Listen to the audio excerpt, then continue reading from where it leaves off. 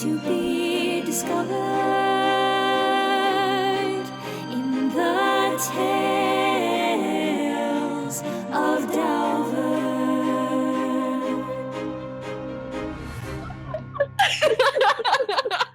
I love it here. Welcome, everyone. Strangers and friends, welcome back to the Strangers Guild. This is going to be episode 3A, I guess. It's a little strange because we have broken off into duos. And for today, we have Lady Ehm and Nortia responding to the battle that just took place at the Tipsy Scale. If y'all want to kind of sum up what you took from that in character, by all means. I'll take a seat back and then I'll just recap if you would like. Upon a time, there was a magical land called the Tavern that we could have got our asses kicked at, but we did not. No, we did not, because we are bad bitches. That's right. That's right. That's right.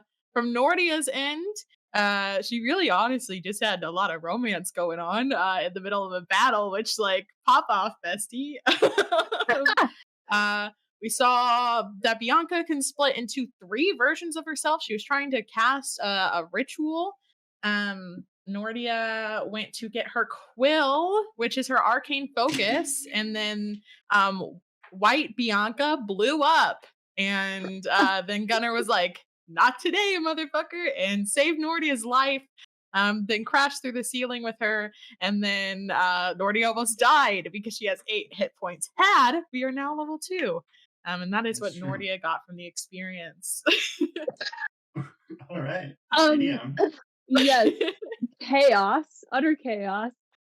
Happy we didn't die, very confused.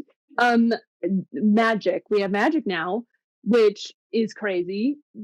Grappling with what that means and how that feels. And we kind of ended the battle after successfully stopping Bianca, we think, to the best of our knowledge. Lady M saw death, so that was sick. Whatever that means, we'll find out. Whatever that means. And has invited Nortia back to the lady's hand for a cool down cup of tea. Great recap, y'all. I did say at the beginning of last episode that for those who recap, you get an inspiration point. They are cumulative in the way that I run my game, which you'll see why later on. But for now, we come back to deep night. If you've ever been outside after a storm and the sky has cleared up and it smells cleaner and the stars are brighter and everything's more quiet, that's essentially what our ladies here are walking out from after the battle at the Tipsy Scale. You have Lady Ehm and Nortia, 2 refined ladies from different walks, but that was a lot. Lady Ehm, it's been roughly 50 years since you've been able to crank out some of that magical ability, and for Nortia, this is quite literally a dream come true.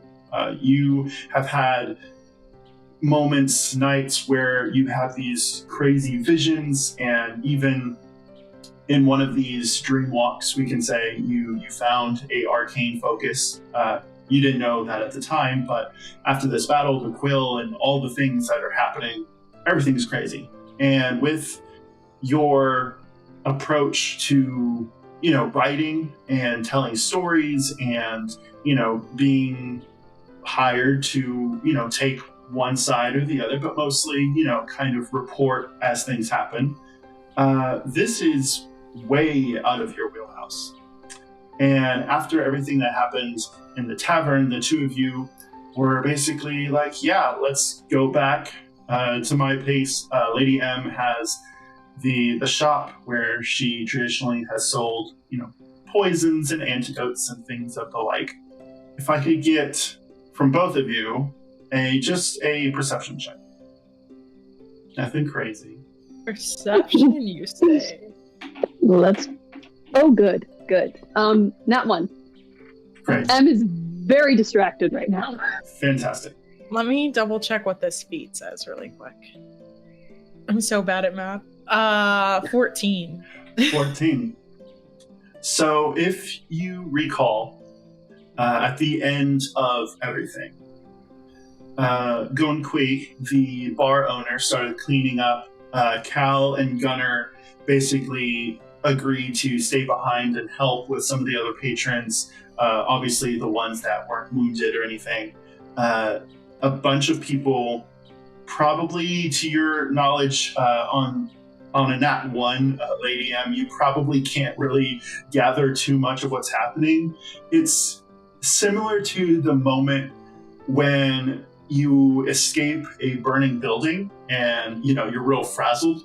So everything's happening. Lady M's just like, that was not the performance that I thought was going to be happening.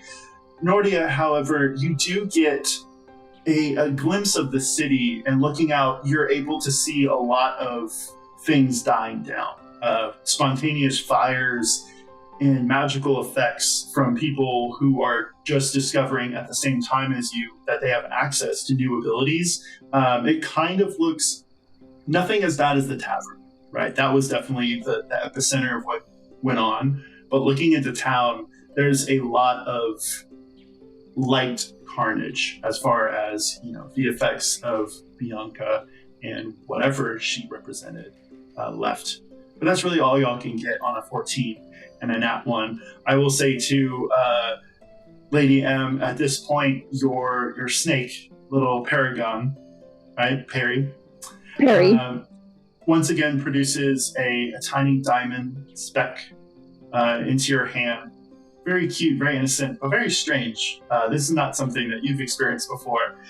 And Nortia, that, battle was kind of a first for you. So you are probably at this point feeling a little famished, hungry, thirsty, and overall just a little tired. So what will the ladies do? As we're leaving the tavern, I know Cal is behind me, and I want to just tap on his mind really quick. Pardon, yes, Lydia, how may I help you?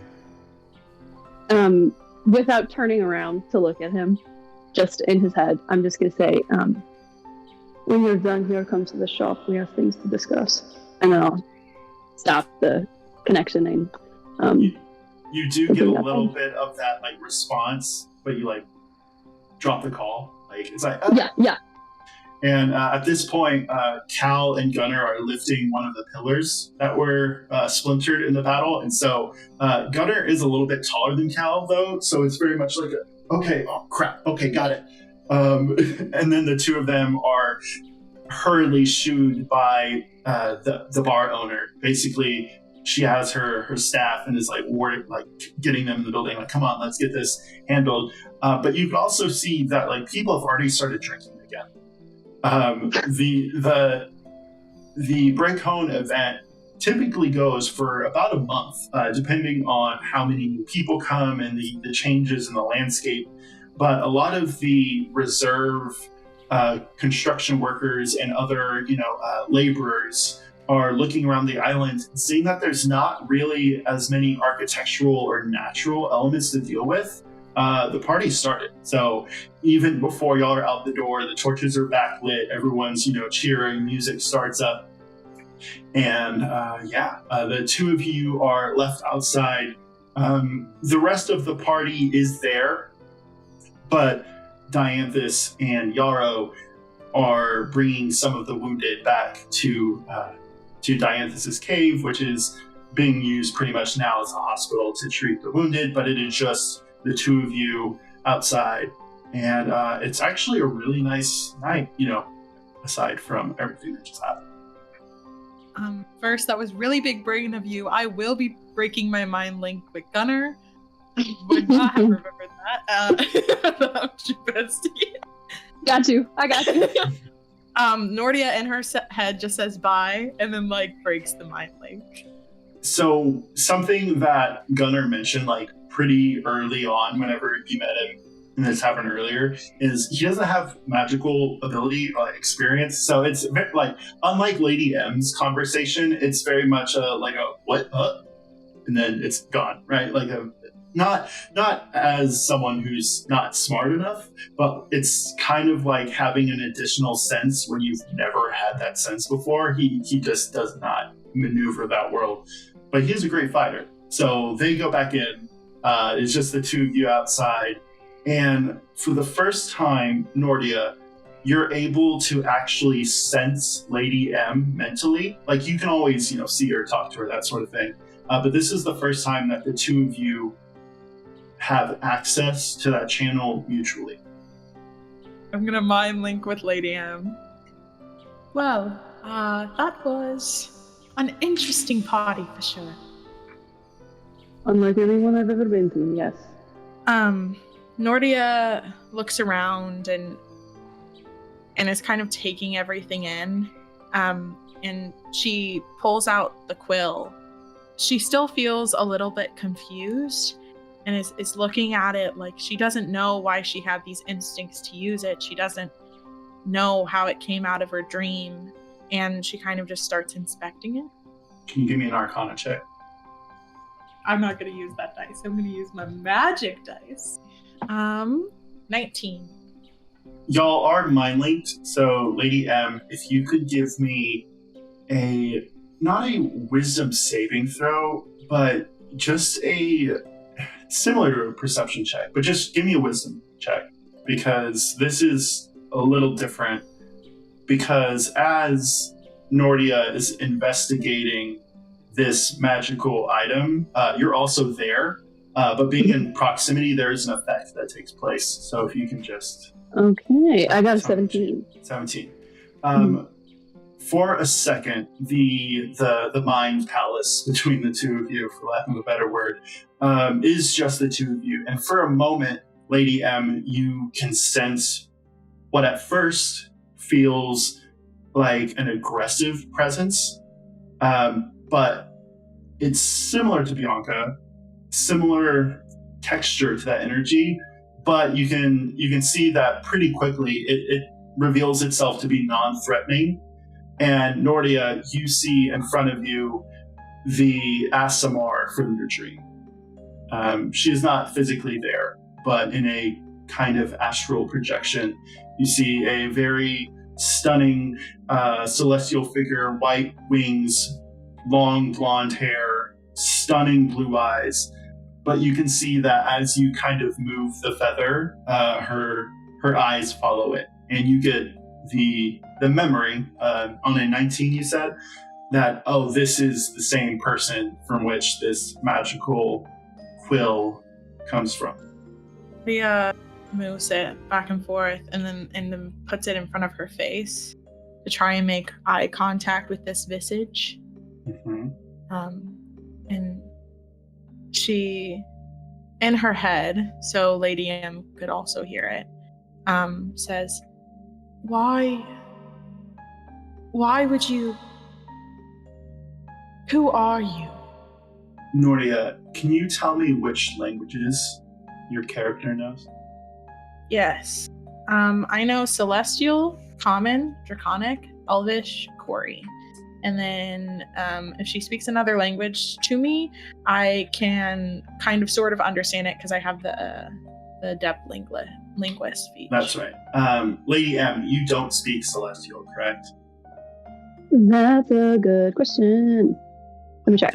I don't think that you I don't think I do. No, I don't. I really, really for sure don't. So this conversation, Lady M, you, most of the time, you're the one who conducts, this kind of conversation. You hold this space. But for kind of the first time, you're able to step back and just watch these two figures. And you're kind of just looking around to make sure no one interferes with the conversation. It's very quiet. Everyone's in the bar. Nothing's really going on. But you do see that this winged person has full plate armor, but they look really light on their feet. It's almost as if they're only really there as the focus is being presented. And Nortia, this person looks at you, and for a second you can feel a detect thoughts like they're pushing in a little bit, but the look on their face goes from one of, worry or distrust to a very accepting, like, oh, okay, like I remember. Because for this person, the event that happened between you and them was a very long time ago. And for you, it was, last night? Night before? Something like that. So, in Celestial, this woman's like, greetings, child. My name, or one that would suit your tongue, is DAWNA. I made a promise a long time ago, it would seem, to protect a very stubborn friend. And I failed. But it looks like chance or fate chose you to complete my promise. She waves the feather in her face and kind of keeps her in her peripheral. She can still see Donna, but she's really focused on this feather. And she says, well, I do not take promises lightly, so as long as it's not to hurt anyone else, I will help you. I ask nothing. My time, it would appear, has come and gone. But it seems like you are good with words. At least from what I can sense. And she does kind of like a mentally, kind of like in your noggin type deal. Some stories don't start at the beginning. I'll be interested to see what you do with mine. And she starts to fade. Nortia starts to put down the feather, not like on the ground, but like putting it in between both of her hands. And she turns to Lady M and she says, how much of that did you catch? Lady M would have heard all of it, but would not have really understood. But you have enough experience in people's heads to see that there was some sort of almost like bestowing of trust. There was some sort of approval. And whereas at first, like, some lady showed up a couple hours ago, messed stuff up. This was more of a projection of someone's spirit, very non-threatening, very, it's celestial, but also just overall good intent and good-natured. However, as they start to fade, they turn, and you see. Can you give me a insight check, Lydia?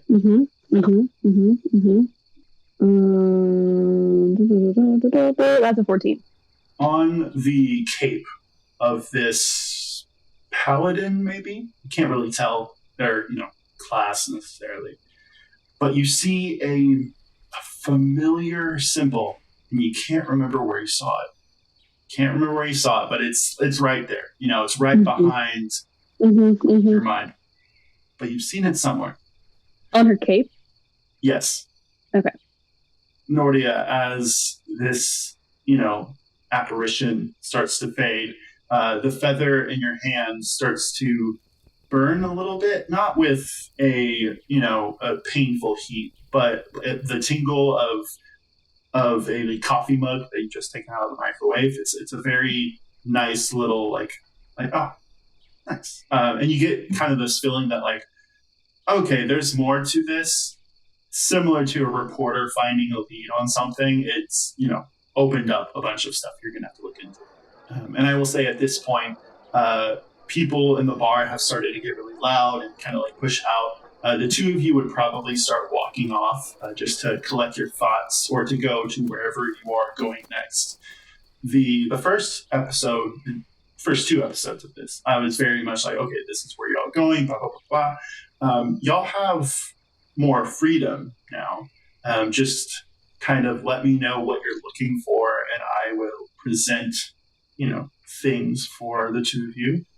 Nortia opens her notebook and kind of just gently turns it to Lady M, and it has basically everything everybody said, like beat by beat, during the ending conversation.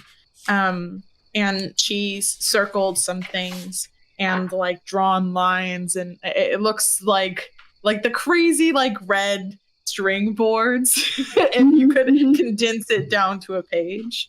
And she says, I don't know about you, but none of these are exactly my expertise. I don't know if you know anybody, or we could always do a good library search. I think that is a good idea. This has given me more questions than it has answered. Are you going to tell me who that was, or? Tell you exactly who that was would take a long time and give you more questions than answers that I even have. Great. So Great. I will. Their name is DAWNA. DAWNA. Okay. Well, let's find somewhere to research someone named DAWNA and Bianca. Open a phone book. We'll see what we find. The yellow pages.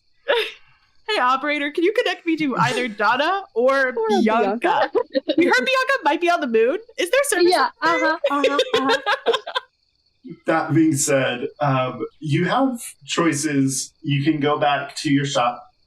You can head to the library.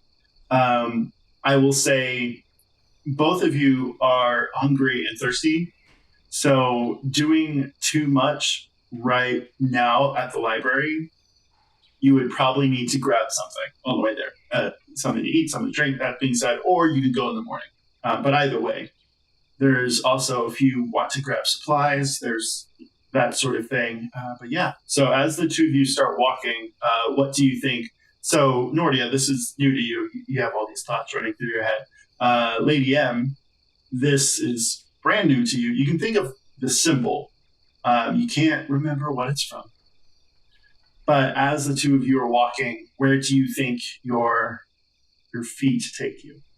As we're walking, I'll turn to Nortia and let's get some fuel in our systems, and then we can go crazy with the, I suppose, the research. How does that sound? I think that sounds lovely. I have biscuits and tea at my shop. I would love biscuits and tea. Wonderful. As y'all go back to the shop, you'll remember that the lady's hand, correct? Mm-hmm. Is it's kind of close to the beach. And as you go up, if I could get I will say in this case, a group perception check. Y'all can either both roll and see if one of you notices something, or help one for advantage. But this is just to kind of get a general. Oh, I will help you. I will use the help action, and I'm going to make an intelligence check to see if I can give you a bonus, the advantage and my proficiency bonus using my historian feat. Oh, that is juicy. I love it. I cannot. I rolled a 3, but I'm so happy you get advantage. There you go. Thank you. Well, that was good because I got a 16 with advantage plus 3 for my perception. Is a 19, 17, 18, 19. Gotcha. So initially, y'all think that, walking back to your shop, Lady M, nothing really going on. Some people are, running through the streets with like ribbon or drinks and, nothing too crazy. However, once you get really close to the shop, like really close, you hear two things at once. To your right, you hear, if you remember, you have kind of a garden kind of behind your shop. Mm-hmm. But there's also a group of trees and bushes that break out into the beach. So you can kind of, sit, under a tree, maybe hammock, shade, that sort of thing. But there is a rustling in the bushes to your right. And to your left, there is inside of your shop. You can hear the breaking of glasses. Not a lot, not loud, not like it's being ransacked, but it's a couple, fallen potions or something. So how do you respond in this moment. Nortia, you're kind of just there, just like, where are we going? This is exciting. But yes, Lady M, how do you respond to this double impulse right now? Well, I know there's stuff in the woods, so I'm more concerned about my merchandise than something that might be lurking in the woods on a party night anyway. It's probably somebody who's just like drunk in a bush or something. Mm-hmm. Maybe it's one of my assistants who's drunk in the bush. I'll find out when I go to the shop. So I'm going to go into the shop and open the door and hope that everyone's okay. All right. As you open the door, let me paint the scene real quick. Oh boy. So, something about the break home event is typically the island is introduced to something new. Some years it's a collection of islands. One year there was actually a volcano that was fused with the island. Sometimes it's just ships. About 30 years ago, there was a group of Genasi that showed up, and it was more just clouds and waves and, spurts of fire. But something about magic coming back to the island, it's kind of like having a shop full of batteries that get supercharged. So as you open the door, you see a very frazzled Dee and Artie. Dee usually has their stuff together, right? Mm-hmm. And during this event, a lot of their job as kind of, the assistants, night crew type stuff is to secure everything in case of like earthquakes or anything like that. But you can see that not all, but a good handful of your potions have either combusted or taken on a magical effect that they wouldn't normally have up to this point. Mm-hmm. And so the shop is a mess. Great. And Great. You see in the middle, so Dee's running around trying to fix everything, sweep everything up. And you see just standing in the middle of the room, as if he had held on to something that exploded in his face, is just a very frazzled Artie, just shaking. Lady M, I'm so sorry. I don't know. I was carrying the potions, the blue ones. I came from here to there, and I put them down, and then they started shaking. So I was like, "Oh, got to pick them up." So I went to pick them up, and they exploded, and I'm alive. And you should be thankful for that, Artie. First of all, okay. Nortia, this is my shop assistant. This is Artie. Artie, this is Nortia. This is Dee. Hello, Dee. This is Nortia. My shop doesn't usually look like this. I'm a little embarrassed, frankly. So please don't. Do you mind if we do some cleanup quick and then we can have our tea? That is 100% okay, and do not be embarrassed. And Nortia, from her side, pulls out a handkerchief and walks up to what's the frazzled one's name? Artie. Artie, and kind of gently on their face just starts wiping the potion off and is like, it's okay. And then puts it back and then goes to help Lady M clean. So this very frazzled Artie sits down, and as he does, you actually hear the door behind you close, and you look at Artie's hands, and there's a little bit of just very dark, specks of blue, orange, but it's almost as if there's wisps of arcane energy, and Artie has just mage hand the door shut, and he's sitting there congratulations. I don't understand. I was just trying to close the door, and as he's explaining this, he doesn't know what he's doing, so the mage hand starts going nuts throughout the shop, knocking stuff over. Artie, start knocking over. Look at me. Put your hands at your sides. Put your hands at your sides. Mm-hmm. Wonderful. Go to the back room and get me 2 buckets of water, please. Okay. And walk with your hands at your sides. I can do that. As he does that, the mage hand, kind of like a limp glove that's been taken out, is following behind him and just kind of absolutely knocking stuff over as he goes to the back room. He closes the door, and the glove actually gets caught for a second, and then it just disperses. And a very stressed Dee is just like, it's been crazy for the past hour. He's just been So knocking sorry. stuff over, and I couldn't get him to stop. Sorry. And I don't know. And I'm normally so I'm sorry. the one, and for the first time, she's just completely like unconsolable. And she actually, is like, I'm gonna go to the back. I'm gonna go to the back. And she goes out there, and it's just the two of you at this point in the shop.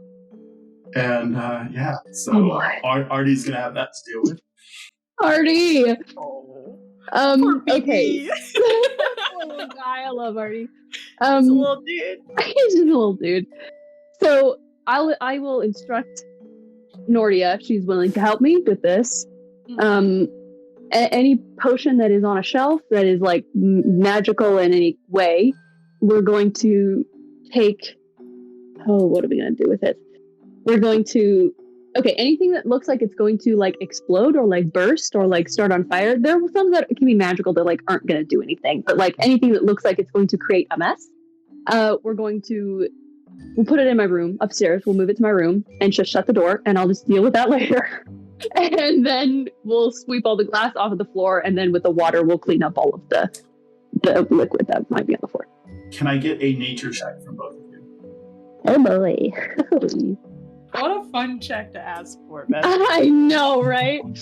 Cruel. What Okay, a fun. okay. Oh, that was a 14 and not a 4. Nature I was plus 14. 4. 18. Okay, so an 18 and a 16? Okay, cool. So as the two of you are going, something that is not common, because this is all very new, but something that becomes apparent pretty quickly is most of the volatile substances that we're like going to explode have at this point. Great. However, you can see that, with that nature check, the reason I had you do it is before you had a lot of plants, for different, substances, just to, create different stuff.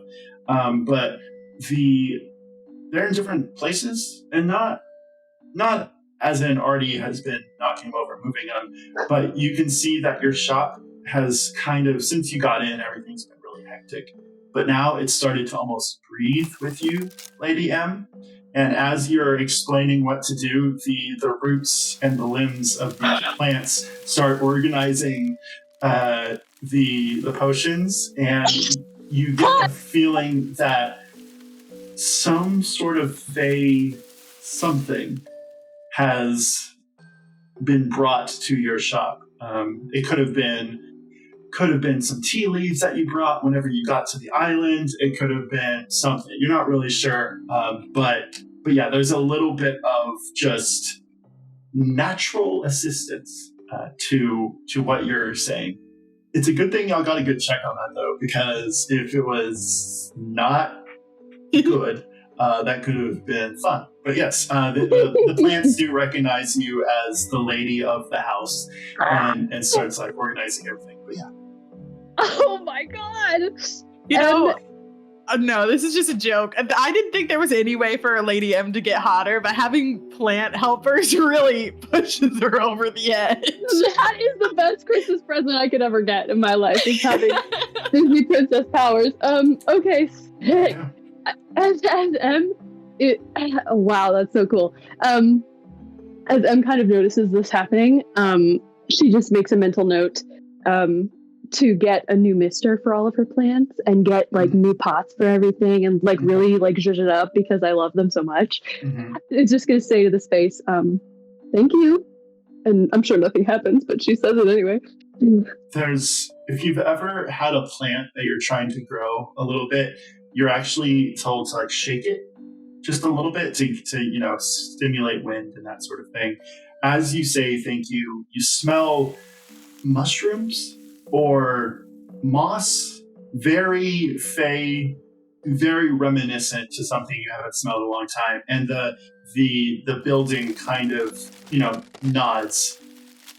Doesn't say anything, but you do get okay, cool, we're good. Sick. Cool. That being said, you do hear Dee and Artie in the back absolutely scream. They run outside and like They're helping. and Artie has a some laurel, like just kind of like wrapped around his head. And he's just like running outside. He like opens the door, and you've never seen Ari move this fast. Like he is gone within moments. Dee kind of very timidly comes up to you, and she's like, "This was a rough day. Can I go?" You have a wonderful night, Dee. Okay. The door shuts behind you. You can kind of hear her muttering as she kind of goes off. This is a very type A person who just had their like first bad day on the job. And so yeah, those two are gone. It is just the two of you in the shop. Everything's starting to, look a little bit better. And almost as if they can kind of hear you, or they heard you talking about it as you approached, a tray of tea and little like biscuits, crumpets, that sort of thing. Just an assorted array of baked goods. Just kind of sits at the sales counter. And it's just the two of you in the shop. Nortia, I want you to know, this is unusual for my shop. And if you have questions, I can't answer them. I'm sorry in advance. Okay. Do you mind if I write this down? Sure. And Nortia starts going ham. Her hands are moving like faster than the speed of light right now. She's looking at these plants. She's taking everything in, and she has this like gleam about her that if you've seen her before, she doesn't get this all the time. And during the fight, she seemed more like hyper focused. But now that she feels like she has a moment to breathe and like she's experiencing something new, like it's like light is just like radiating off this girl. I was just going to add, as this light kind of, emanates, you think for a second that's like a metaphor, like maybe, it's just like a positive energy that you have. But Lady M, as you watch this, Nortia writes at the speed of a world champion typewriter, like pages upon pages, and almost as if what you are perceiving, you're almost like misty stepping through the pages. It is the parchment is going, and for a second there's actually a little bit of like air resistance as Lady M. You're kind of like blown back by what's going on. It's very new for you, Nortia, but it does feel like you have an electricity of just like, oh my god, like excitement as it is, passing through your quill. Em is gonna watching this from Nortia and like really absorbing the fact that like magic is back. Take PARY off of her neck and off of her shoulder, and go to her nearest plant, which is probably like a snake plant of some kind. And she's gonna like pet its leaf a little bit and be like, "PARY is a friend, be nice to him." And I'm gonna give PARY like just to hang out by the plant and like, do your own thing, buddy. We've been through a lot, decompress. And I'll start to pour tea for Nortia. Tell that Lady M has used magic before. Give me an insight check. 14 plus 4? 18. Okay. Lady M, are you trying to hide the fact that you have used magic before? I don't know if I'm like hiding it. I just think in this moment I'm just very like, there's like a lot of emotions happening, and one of them is the fact that my magic is back. So it's just like one of the things that I'm trying to conceptualize right now. Gotcha. I'll say then, Nortia, on that check, you are, a lot of what you do is reading people. And in this moment, you are severely out of your element. Like everything that you're seeing, experiencing is new to you. And Lady M is, poised and a performer, but she's not worried enough. She's not freaking out the way that you are. It's as if, not to say that she caused this, because, who disrupts their own performance, with a battle sort of thing like that. But the way that Lady M is, just kind of walking around the shop, having things, obey whim, that is very, not threatening, but kind of alarming to you. Just this sense of, oh. Nortia's writing slows down, and she tucks the quill into her braid and she closes her notebook very slowly and methodically. And she looks at you, Lady M. She says, I don't know how to ask this kindly. If I'm being too much, just let me know. But how in the world are you not freaking out at this right now? Unless this isn't new for you. It isn't. Nortia is shocked by your straightforwardness. She feels like usually she has to work a little harder to get answers out of people. and she looks you up and down, and not to be intimidating, but just kind of in awe of you. Like like she's not so much impressed that you've done it before, but she's impressed at your willingness to just be and not to hide that fact, you know? Lady M is going to push like a teacup toward Nortia. Sugar? Milk? Milk, please. And she'll tell me when. She lets it go for a little bit. It's definitely like, do you want some tea with that milk? And then she says when. Mm-hmm. D'aowVern is an old place, Nortia. There are things that have been here much longer than I have, even. You would be surprised what you might find. Do you love a surprise? So if you'd like to show me, I'd always be open. Well, I mean, no one is from D'aowVern. We all came from other places. And the place I came from was enchanting. It breathed magic. So it was weird to be here and have none. So I am excited I have it back. How much do you remember about where you came from? I remember everything. Strangely, Nortia doesn't go to write this down, and instead she takes her already closed notebook and she tucks it in her satchel. And she looks you in the eyes, and she says, "That must be lovely." And what of you? Me, she takes the teacup, and she's not shaking, but her energy has shifted a little bit. She says, from what I know, grew up here. I am from here. And her eyes kind of like dart and look around the room.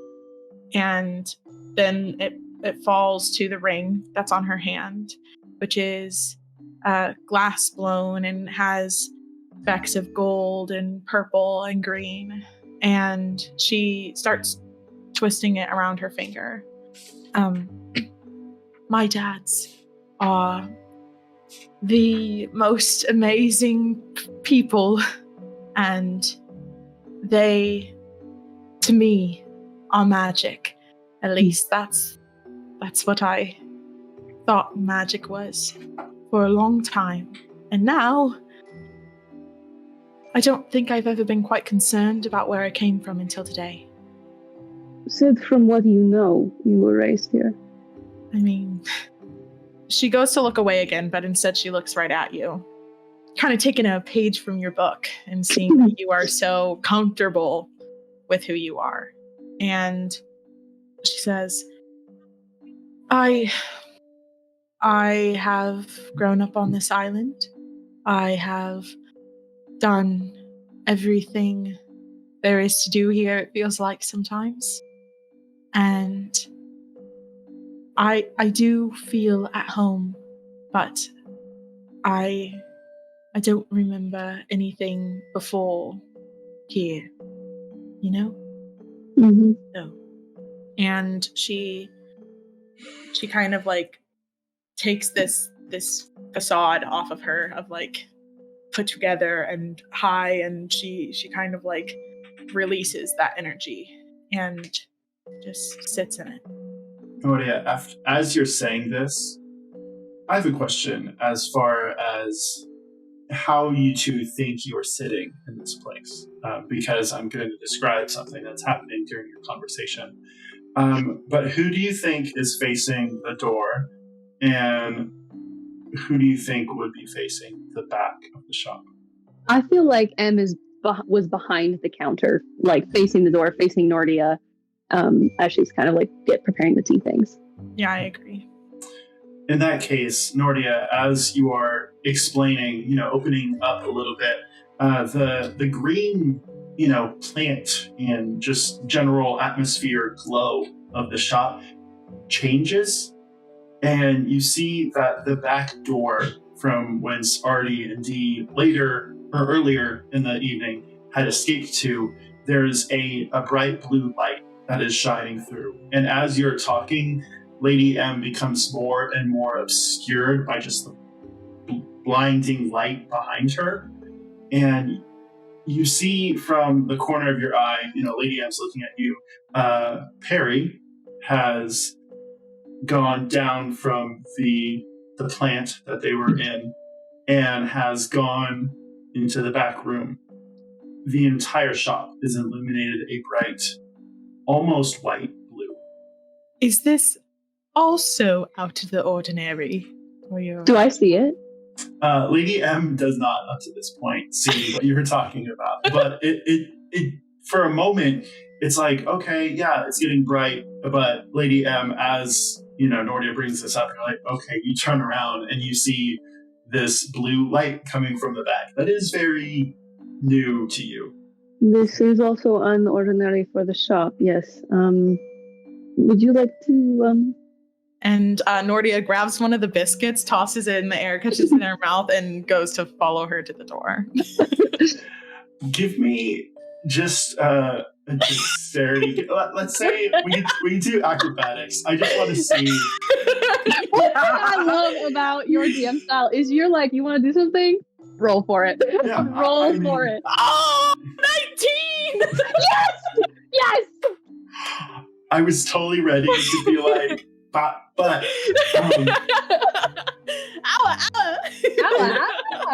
that was like almost like smooth, just like the way that you like flick it up and just like catch it with your teeth. And Nortia actually beats you to the door. She's back there. You open it up, and I'll say, as you open it, the door's not locked, Nortia. There is in the back area, Lady M, you would know that there's a garden. Before it was more like a greenhouse, but now there's butterflies and bugs and wisps of light, and the blue is actually coming from a little pool that was in the back. At first, it was kind of like a bird bath type deal, just a probably 3 to 4 foot diameter, just in the middle of the little garden. But at this point, it's glowing bright blue. And you actually see PARY, as the two of you enter the space, slip into the water, and it's gone. Just Dude, that little sneaky little dude. He is such a sneaky little dude. Ugh, I love that guy. Okay, I will look at Nortia and just motion to the pool. Of course. And begin walking over to the pool. Yeah, very much like Em saw a lot of magical things where she was from, but this is probably the most like this really like takes her breath away. Like it's like what she does surrounded by magic, and it's just like this is really, really lovely for Em. It definitely gives you like James Cameron, everything's glowing, like very blue. But also, like, as your eyes kind of adjust to the blue, you can actually see that a lot of the plants back here have restored a lot of the color that they haven't had in a long time. And as the two of you get to the pool, Nortia, if you could remind me, you have a resistance towards being put to sleep, correct?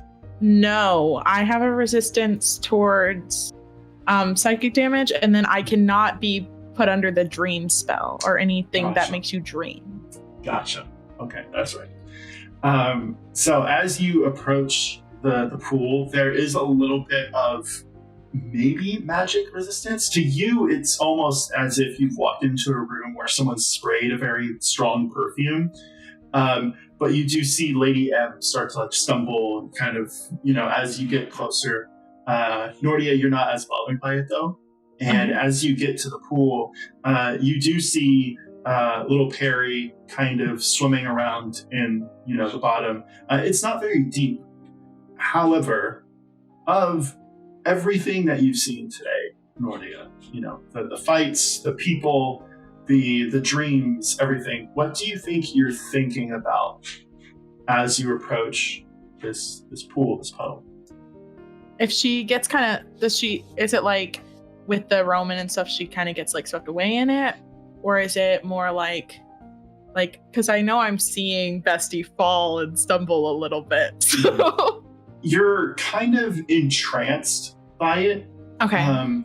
There's almost an instinctual nature. It's kind of, how dogs can't have chocolate, but yeah, we love chocolate. It's kind of that, right? Lady M's having some sort of reaction to this, but to you, as you get closer, it's almost addictive, and the air seems to get lighter, and you're just not dragged into it, but you are kind of like instinctually pulled towards the water. And the reason I ask what you're thinking about is as you look at the surface of the water, PARY for a moment disappears, and on the surface of the water, you see daow'vern, you see your home, bird's eye view, but you think that maybe if you focus in on something that happened, maybe you can change the channel. Whoa, okay. Nortia leans over a little bit, and I hate myself, and I hate that this is what Nortia is thinking about. Do it. Nortia thinks about Gunner. Yes, she does. She does. I love it here. Kill her now. So, so before we get to that, Lady M, I don't want to speak against, something from your character sheet or something. But can you be put to sleep? No, I'm immune to being magically put to sleep. Gotcha. So, Nortia, as you approach the pool, you're like thinking of this. You do feel kind of that same. I knew one of you couldn't be put to sleep. I got to flip though. Lady M, you start to feel almost drunk, as if someone has cast something, but you're able to push through, and you kind of, leaning up against the side of the pool, the grass actually kind of lifts to give you almost like a natural, almost like a beanbag. And you're just kind of like sitting there very drunkenly watching Nortia in the pool, and then Nortia in the pool. And you see a tankard, lifted, dropped. Gunner and Cal start laughing. He starts to beat the sweat on his forehead. And the two of them, like, it's y'all have been gone long enough, and they've fixed everything now to the point where you can see them starting to leave the tavern, and with the drunken energy of like two just bros, right? Very much like oh, you're my best friend. Oh my gosh, you gotta tell me how you learned how to make the drink like that, because like they never make it that way in the way that you did. And it's like, friend, wait. And the two of them are just very drunkenly walking back. And right as you think, Nortia, like, oh, maybe I shouldn't be doing this, you do see for a second, Cal looks directly at you, and the image changes. You see your two fathers running through the street, very worried. But as they go up to other people, they're like checking on people, and you see that the taller parent, the taller father, has openly been weeping, just very worried about you, but very tired, and so they turn to their partner and I just can't. I hope she's okay. I'm just so worried about it. Don't worry, we'll find her in the morning. We'll find her. And for a second, Nortia, you're still leaning over the pool, but you feel similar to the ASMR that you saw earlier. You are standing. You see yourself standing between your two dads.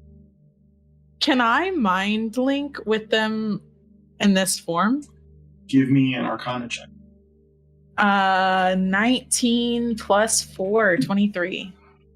So there's a push, right? Because this is kind of, you went to the gym, you started to work out, you're starting to feel it, but then like you try to hit your max, or like you sprint 40 yards and you're like, okay, now I'm gonna run 3 miles. Like that's kind of this feeling of like you feel yourself standing there and like a hand on each of them. You're not able to completely link the way that you were with M or even Gunnar earlier, but you do see that the tears that are running down your father's face actually like precipitate. It turns into like a form of like glitter, and there's a moment of confusion, and for a moment you see that both of them can see your face. Nortia smiles and says, I'm okay. I'm always okay. There's a moment of just like, what the heck am I? and you can see as you're telling them this, there's a very faint light trail that can connect from where you are standing, and they're kind of deep in the city, but you can see kind of in the distance that it brings you to the shop. It's like, I'm okay, and your father's like, oh, okay, very good. The two of them, very tired, because you can tell at this point these guys probably don't stay up this late like ever. And there's a moment of just resigned, just like, okay, good, okay. Well, you'll have to check in with us about the race. I still want to take you. It's going to be your first time. I know it's embarrassing going with your dads, but just we're worried about you. You're not allowed to do this. And as you start to fade, they're like, young lady, watch yourself. And then the two of them, very energy completely switches, right? Because with that Arcana check, you were able to like actually reach out and kind of like confirm the fact that you hadn't been hurt or something. But the two of them, heads rested on each other, begin to walk home, and you are pulled back. And at this point, Nortia, like you can't be, put under dream spells or anything, but as your spirit, your soul, whatever that was, whatever just happened, as that returns to your body, you almost like physically collapse. And you're just kind of, on your knees, just very, long day. I look to Lady M, and I am not hiding any sign of exhaustion. This is a reaching out. Please, bestie, help me.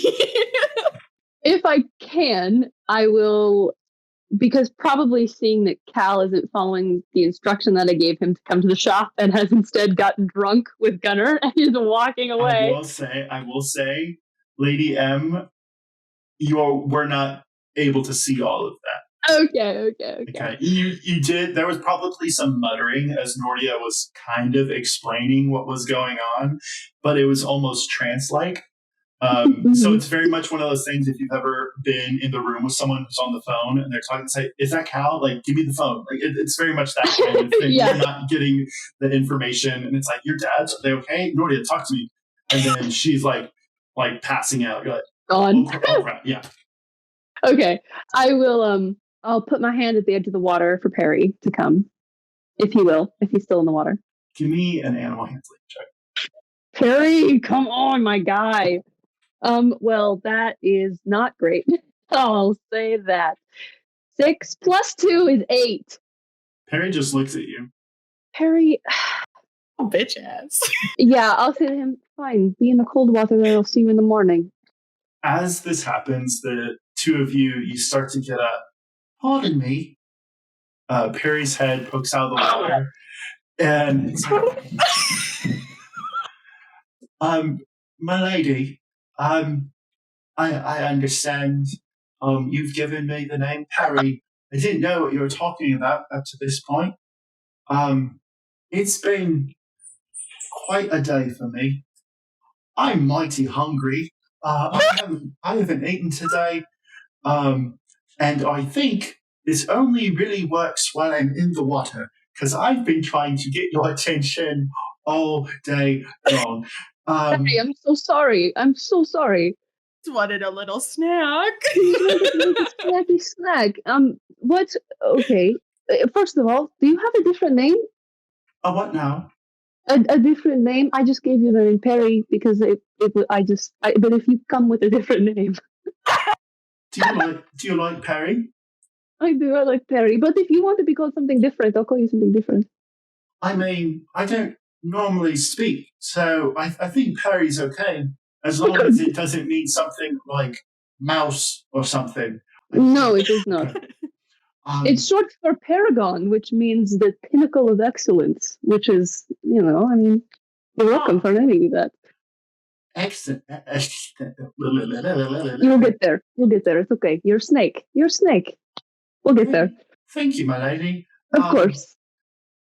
Sorry, I didn't get your name. turning to you, Nortia, very, very tired. You almost think you're asleep or like hallucinating or something. It's like, sorry, I didn't get your name. Introduce yourself, Nortia. Nortia looks up at Lady M and looks back at the snake and is very confused. Nortia Thornwood. Are you... this has been a weird day. She just kind of slunches back more. Does that mean she's made of wood? No, she is not made of wood. Perry, we have so much to discuss. I have so much to teach you. What do you eat? Normal snake things? I suppose so. Yeah. I eat mice and other rodents, sometimes bugs. Sometimes the elven one, I forgot his name. He told me to call him something, not quite sure. He was giving me these little, grain things. And you can see for a moment he's, trying to talk with his hands, but he doesn't have hands. It's the form of his snake body is, trying to, illustrate. And he's like, oh, yes, I've quite forgotten. So I can eat pretty much anything that you eat. Not a lot, though, because as you can see, I am about 6, maybe 7 inches long. Of course, yes. Very, very small. As he's saying this, another diamond fleck kind of falls off of his face. He's like, oops, sorry about that. No, you're good, you're good. I'll put it in my pouch with all these other diamonds that I have on me. Well, okay. I'm going to Nortia. I know you're very tired. You can stay in my room if you would like this evening. Very comfortable. I will sleep down here. No worries.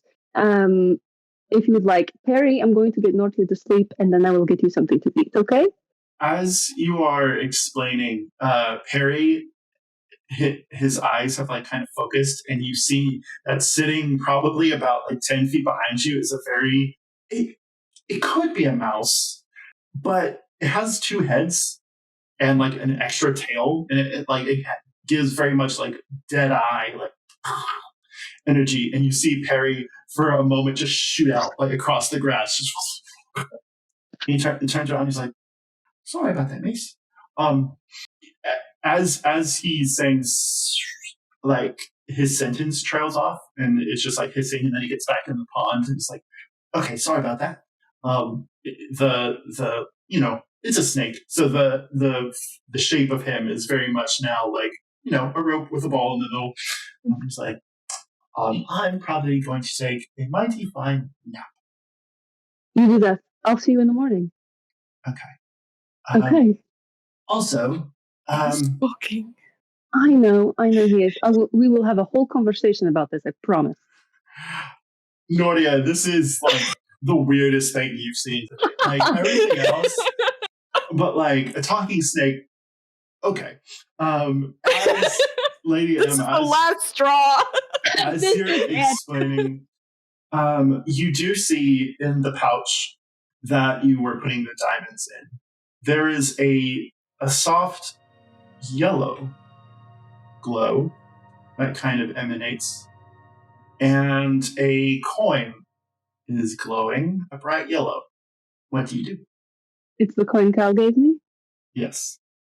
Nortia, Nortia looks back at you. are you willing to see one more batshit crazy thing today before you go to sleep? Why not? Can I cast Detect Magic? You can. I don't have to make a check unless it's Big Boy. Is it Big Boy? It's not Big Boy. It's not Big Boy. Okay. And if you could refresh my memory, just because I'm not looking at it, does that tell you what it does, or if it is magical? It tells me the school of its magic, if it is magic. And it's not just this. It's anything for the next 10 minutes Gotcha. that I'm around. It will tell me like the aura of that like things, what Gotcha. school the magic comes from. I'll say for the purposes of this, the meta answer is that it's not it's a homebrewed thing. But you do get that everything around you is Sylvan. Everything is Fey. The snake has a sealy kind of feel to it. The trees, everything's alive. So it's whatever you think that your character perceives whenever they're looking at magic, either a glow or a smell, or however it is that you would like to conceptualize that. The coin, however, it's almost draconic. You get the sense that there is a light growl to it, and as you are looking at this, it's a very simple, it looks almost like copper, but separate from the copper pieces that y'all would typically use to exchange and stuff. As this happens, though, Lady M, the coin starts to get extremely hot. The weirdest day just has the weirdest idea, and she kind of stumbles to her feet and leans in really close to the coin and in Draconic says, "Tell me your secrets." Yep. For the try. We both put our ear up to it. I will say, Lady M, are you still holding the coin? Too hot to hold. I'm gonna put it in the water.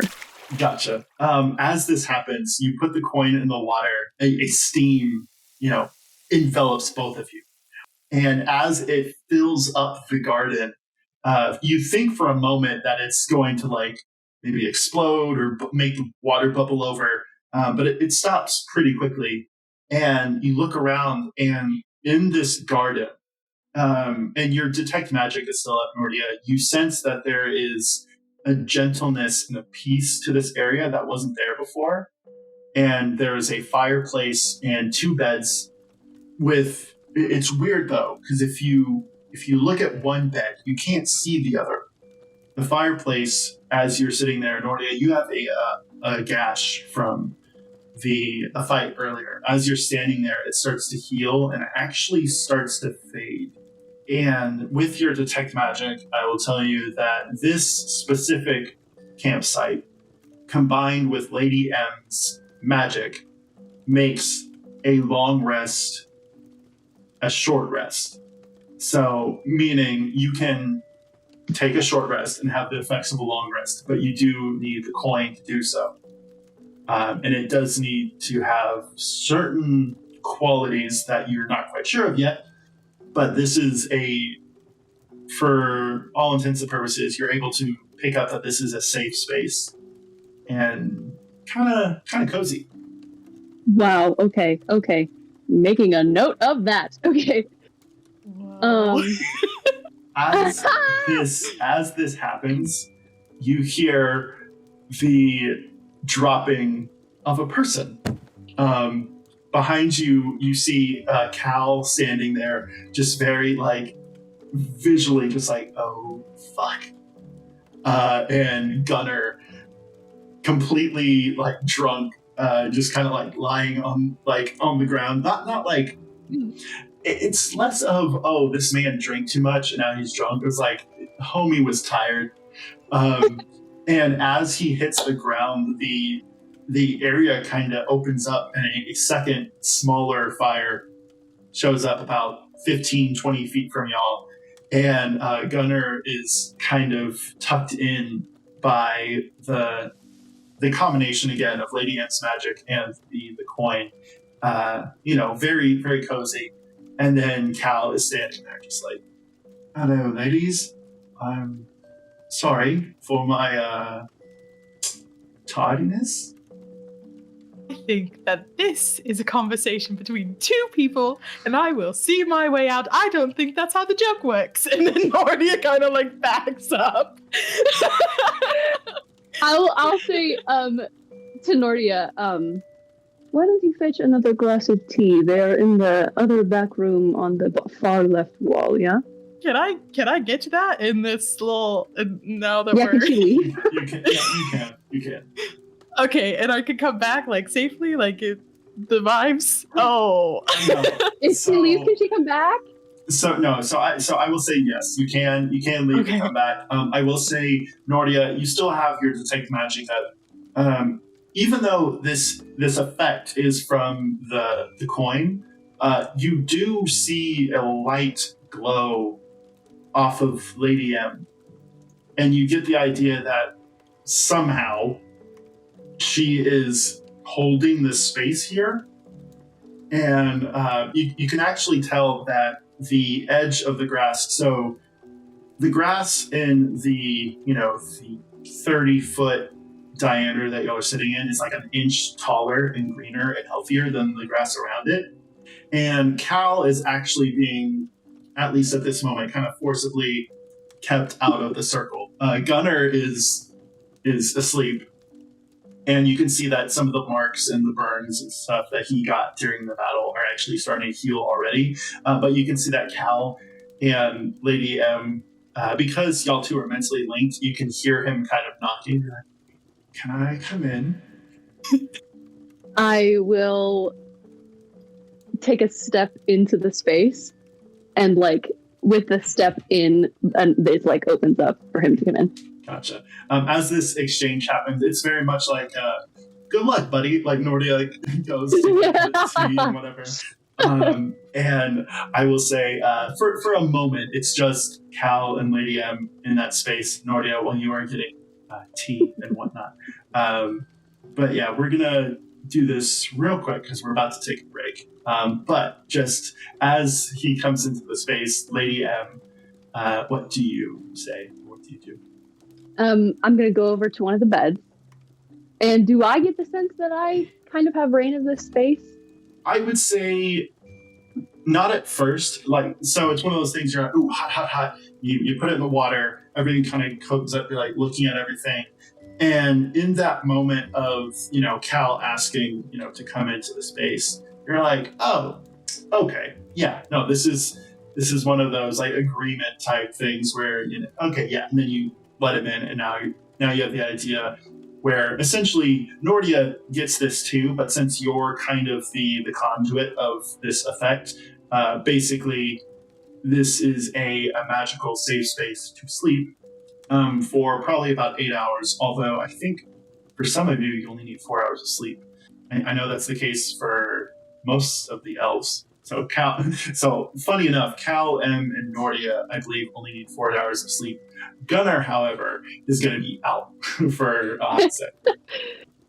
So Em is gonna go over to one of the beds and take a blanket off of the bed. And as she's kind of doing this, speaking to Cal, you knew this was going to happen.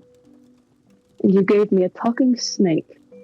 You gave me a coin that turns into a room. I saw death today, Cal.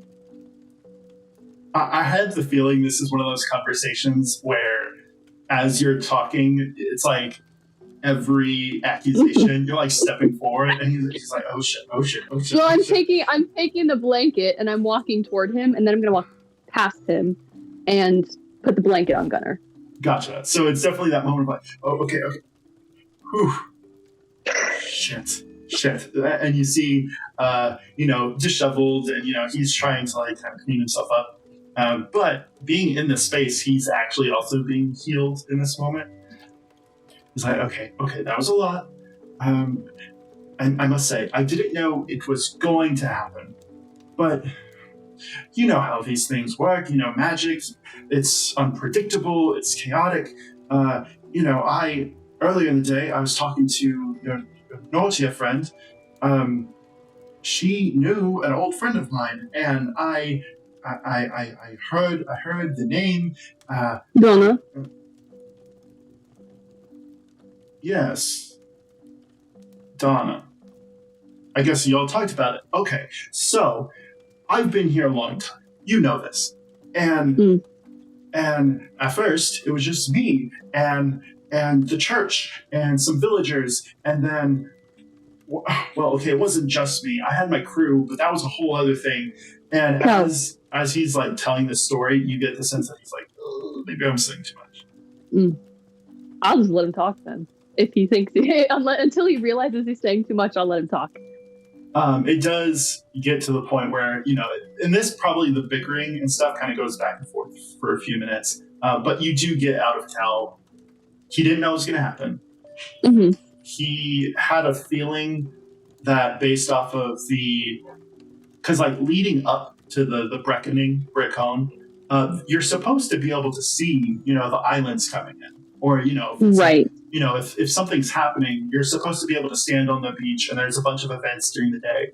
But the reason Cal was getting all sketchy about it was he had talked to D'aowVern, who had a very weird dream.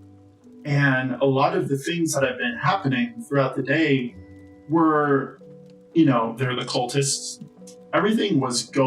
Something was going down.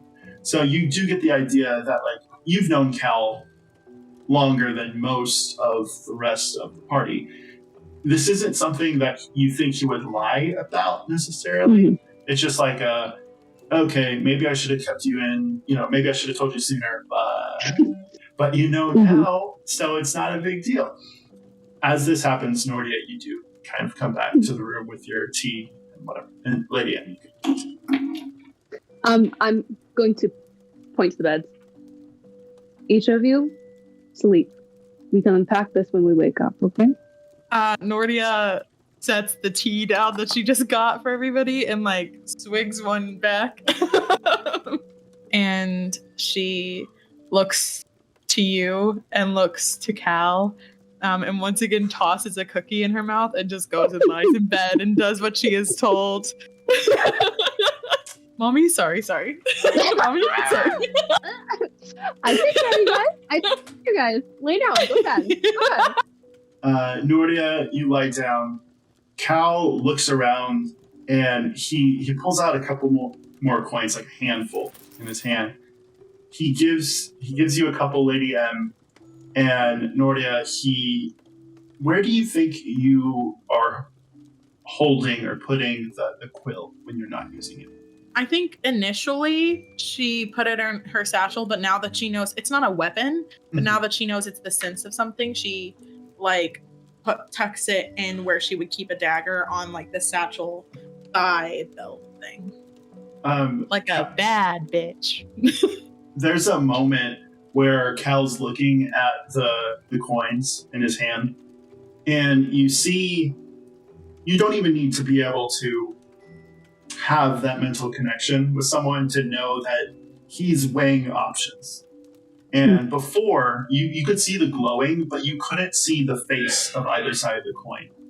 And as Cal extends them to you, you actually see in real time the silhouette of a hooded portrait of yourself takes shape on the coins. And he gives them to you and kind of like sits down on the bed. He's like, I'll explain everything later. I'm sorry.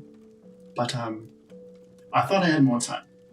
I thought some of my friends would be here before I had to go into all of that. But you have your gifts, and I have mine back, so that should be fun.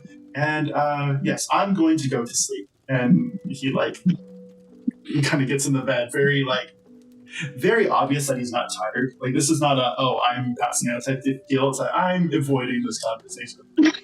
In the bed, Nortia tucks herself in and whatever, but then Mind Link says to Lady M, "You keep him around because he's cute, don't you?" That is an added benefit, yes. Yes, it is.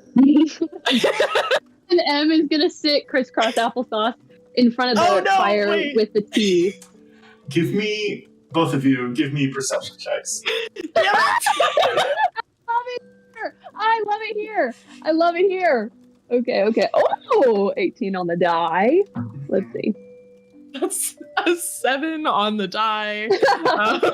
So a 9. Perception? 19, 20, 21.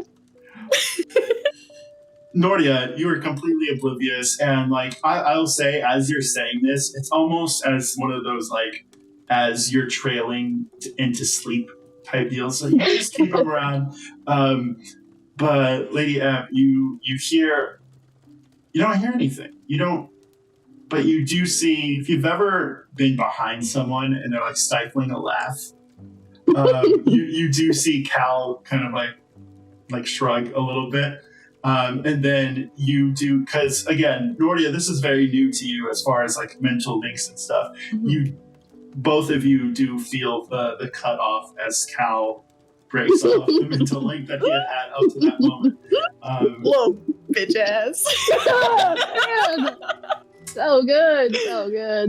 And I will say, as the fire tames down a little bit, everyone goes to sleep. Get your hit points back, spell slots, all that stuff. We are going to take a little break, mostly because I want more tea. And we have a lot of questions and a lot of things to answer. But maybe we can get into that after the break. Oh, hey, long time no see. It's Icarus again. Today, we just had a couple shoutouts we wanted to give. The first one being for the person responsible for our theme song, which played at the beginning of the episode and which is playing right now. Emily McAnally is phenomenal. She did an incredible job bringing to life a song that really encapsulates the vibes of our campaign. So if you are in need of a custom theme song from anything between your D&D campaign or a video game, please consider checking her out. She's an angel to work with. We worked through Fiverr with her, which you can find her there at Emily McNally 5. That is Emily McNally, the number 5. We also wanted to shout out Epidemic Sound, which is a subscription service that I use personally in my day-to-day job, work life, and for this campaign. All sound effects and musical chords that are not the theme song came from Epidemic Sound. Now, we are not sponsored by them. I simply want to give a shout out and give credit where it was due. There's a ton of music and sound effects available on that site for editors like me, so the atmosphere of these scenes would be a lot more boring without all of those additional little add-ins. All right, that was it. Let's get back to it. Are y'all good to go? You ready? Let's do it! See, Caleb. I can't wait. I will say, welcome back, everybody. If people left and came back in chat, welcome back. We are going to get started again. You rest peacefully. Nothing happens. However, Nortia, you do have a dream-filled night of, you and DAWNA, very similar to the one from the night before. Nothing really changes, but it's just a bunch of different perspectives of the same shipwreck, and you see a symbol on the Cape of DAWNA, but I don't know if you've ever tried to write something that you see in a dream, or like to really memorize something that you're dreaming. It's really tough. If you would like to do some sort of pressing into it, some sort of check, I'll let you pick, and then based off of what you decide, tell you what you glean from this dream. Okay. Because I was gonna ask to do something, but now I want the symbol. Okay, It could be anything. So, and you never know what I will tell you based off of what you want to do. So, I have an idea. Okay? And I don't know how this dream plane works. Nortia, like, kind of just, like, goes with how the flow has always been, like, going wherever it puts her. But after the events of yesterday, Nortia wants to try to use these dreams to get the information that she needs. She feels a push to take control of this world in the same kind of way she takes control of her world. And I want to, when I see this symbol and the Asmar woman, try to pass into a dream of hers. Not like I know that she's not alive right now, but like dreams, I don't know if they exist in like a timeless kind of space. So trying to like push through to dreams of hers. And with that, hopefully see more of this symbol. So I will say, you know, this is one of those moments as a DM. It's like, how do I? What do I tell you to roll for? Right? I'll tell you this. Explain to me what you think your character perceives that reach to be. Like, what do you do in that moment? And then I'll go from there. I think for this specific reach, Nortia grabs the quill, and since it's one of her feathers, places it against her wing. I like that. So the scene happens as you remember the first time. DAWNA, the rogue, the captain of the ship, the crew all running about. This time, though, there is no dragon. Is there? No, there's no dragon. There's no dark sea. It's just the crew. They're running around, and you can see it's a different day for the crew. It's not the same exact scene. And as you reach out to put the feather back, a lot of that worry and ruin that was, the fighting that was happening before stops. And there is the captain of the ship. He is steering, and similar to before, it's not your traditional,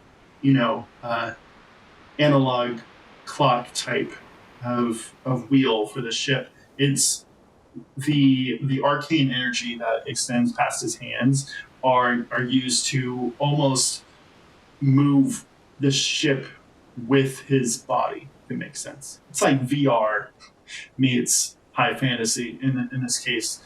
It's a high elf, dark skin, sharp features, and the symbol that you see on the back of the cape closely reflects the symbol that is across the chest of this dark elf. Also, the flag of the ship. And just as you start to come to, you take away three things from this. You're able to move more freely. It kind of before, it was like you were walking through molasses when you have these dreams. Now you feel your feet under you. You're able to maneuver pretty freely. So that's the first thing. The second thing is there's a man standing not quite to the crow's nest, but a little bit up the sail. There's like a rope ladder. And for a moment, the the hood stays there, but it blows past his face, and you see Cal going up the ladder of the ship. And as he looks back down, he looks at DAWNA. There's a moment like, oh no, oh no.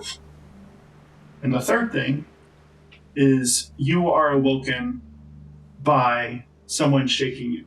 As you wake up, a woman is shaking you. Because as you had reached out in the dream to put the feather back, the wings of this Aasimar had extended and thrown you almost off the ship, but you catch this woman's wrist as you fall back. And before you hit the water, you realize that you're not falling. For a moment, you are flying.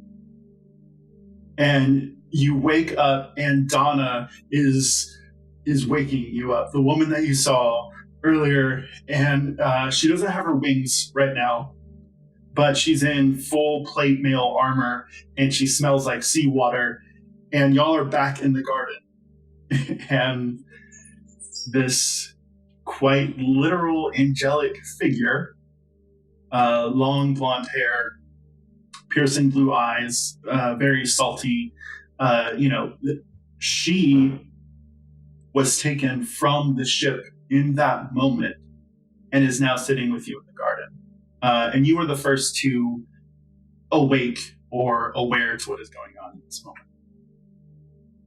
My dear, you are something else. Do you know what you did? Love to say that I did. But I'd much rather have you explain it to me. That would be great. Lady M, do you think that you slept in the garden, or would you have gone up to your room? I think just because I don't know the mechanics of me like controlling the space, I would be scared to leave, and then everybody, like, as soon as I fall asleep, like, falls to the floor of the garden. So I would have stayed. I would have stayed because I probably would have fallen asleep against the bedpost. That, Gotcha. Yeah.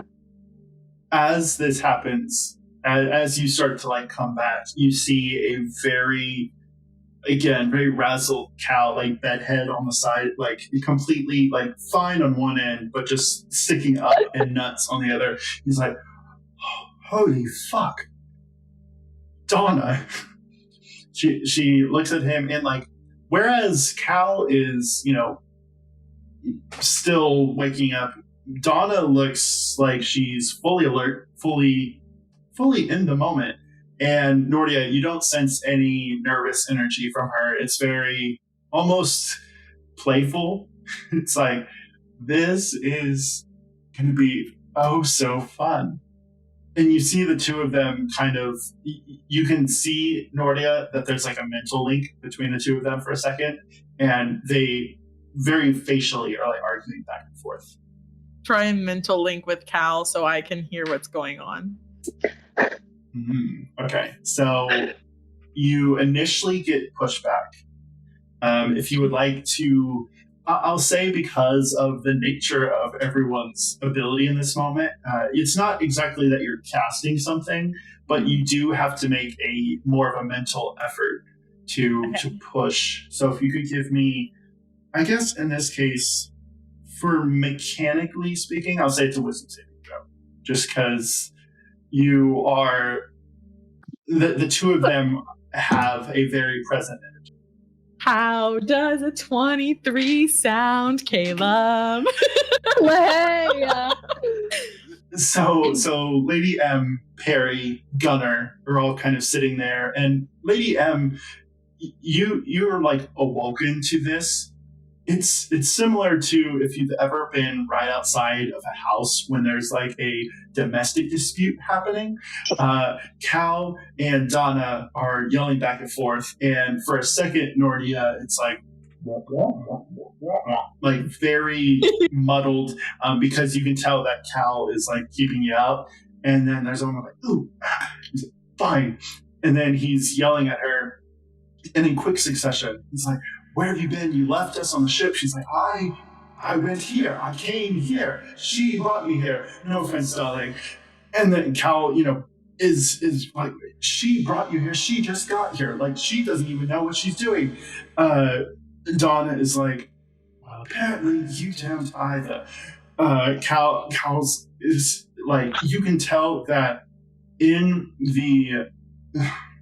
if you've ever woken up arguing with someone, your faculties are not with you, right? And you can tell that Cal is actually slipping in between a couple different languages. He yells in Celestial a little bit, but you can tell that his Celestial is a little broken. So he switches to Elvish and then to Common. And Adana is just very, very unfazed, very like, Cal, I get it, fine. I know you don't understand such things. For the purposes of the next 5 to 10 minutes, you get a very disgruntled timeline that Donna left Cal, but everything that happened a long time ago, but Donna didn't leave. She's here, and that's the problem. And so somehow in your sleep and you're taking control of this dream setting, you have quite literally pulled this entity, this person, to daow'vern, to modern day. And right as it starts to trail off, Cal's just sitting there and he's like, what about the others? What do you think they would have thought of you? And then she's like, again, I didn't leave. I was always here. In the time that you think I left, it has been moments. I'm sorry that you feel that I've hurt you. What can I say? She's a special girl. And she turns to Nortia I do want to make it clear, you are still a little swollen in your eyes, you had a deep sleep. How do you respond to this realization, I guess? Nortia, for a brief second, feels really proud of herself for being able to do this. That is overwhelmed by the idea that she unknowingly took her away from these people, and that is what Cal remembers now. And she kind of lets out a large sigh, and she says, Cal, I am so sorry. I did not mean to take her away. I just want answers, and Donna, I'll put you back. Just tell me how, I'll put you back. As this happens, give me a persuasion check. 12. How long do you think you've known Cal, Nortia? I feel like briefly they may have interacted, but I don't feel like he's really shown her that he has a lot of knowledge on this stuff before, so not a lot. So I think a lot of people in relationships, romantic but also platonic, you remember the first time you hurt someone, and in this moment you feel Cal believes you, but sometimes believing what someone is telling you and feeling that hurt can be directly in conflict. And he very quickly throws his stuff together. You feel if there was a door to the mind, you hear it slam as he leaves the garden. Donna, holding your head in her hands, like, don't worry, dear, he'll come around. Your timing, although incidental, was pretty bad. I don't want to guilt you, but it was a beautiful day. And I was in love with a beautiful changeling, and they are gone now. I was going to live longer than them anyway, but it's not Cal that I hurt, which is why he's so upset. But I will cherish the moments that I got with her. just give him time. He's a lot more grown than he tends to show. And then she, for a moment, looks like she's going to start collecting her things, but like looking around, she's like, and I have no things. And just kind of sits, kind of cross-legged near the puddle that PARY is in. And she pulls out a dagger, and not in a threatening manner, but just kind of like picks PARY up, looking at the little snake. Nortia does not often cry. She is not a crier. But Nortia also doesn't really know how it feels to hurt someone in a way that impacts her. Because she always thinks that she's doing the right thing, and in this instant, she does not feel like she did the right thing. She feels very selfish. And realizing that DAWNA has no belongings in this place that Nortia has thrown her into, she takes out a pouch from her satchel that was holding all of that sand and dumps it out. And she takes a couple of her things, and one of them is a cute little rock. And Nortia walks up to DAWNA, and she hands her the little pouch first, and then she looks at the rock and she says, I know that there is not a proper way to apologize for this. And I know that I cannot undo taking you away from a love like that. And I am so sorry. But I hope and she is a little flustered, and she spins the rock a little in her hands, and she looks down on it and says, when I was traveling, an old woman gave this to me, and she told me it was a dream stone. And I think it's quite silly, and now that I know what magic is, it is just a rock. But I have told all of my dreams and all of my wishes to this rock.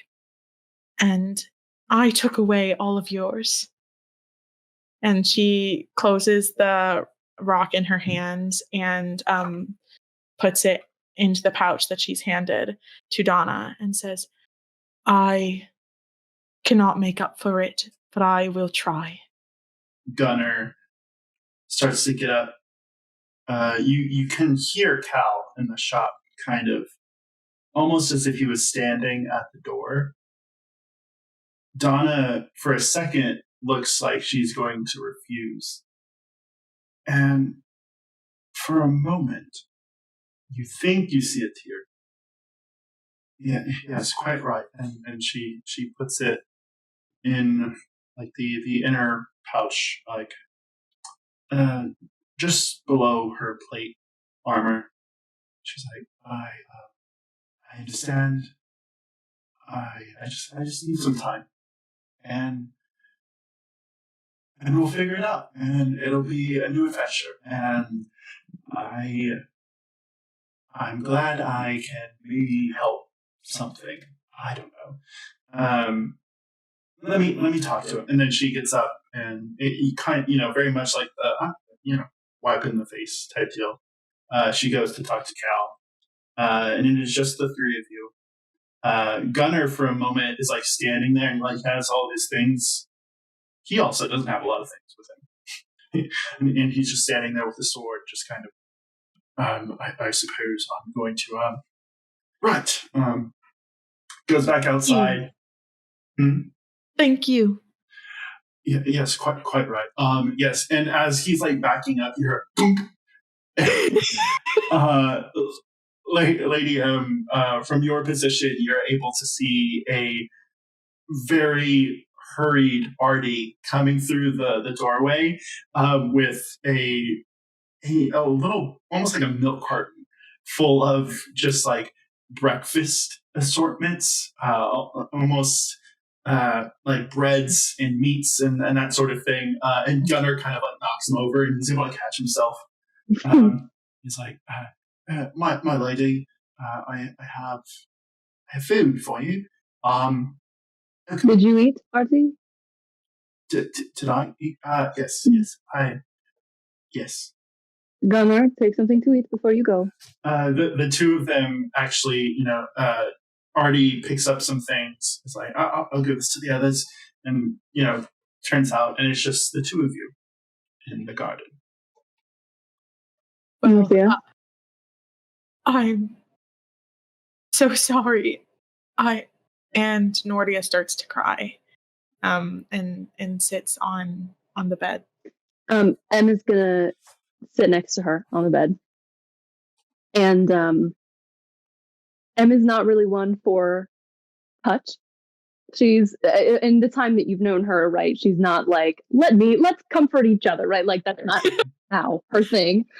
But she just is gonna kind of put her hand palm up on the bed for you to take if you choose to.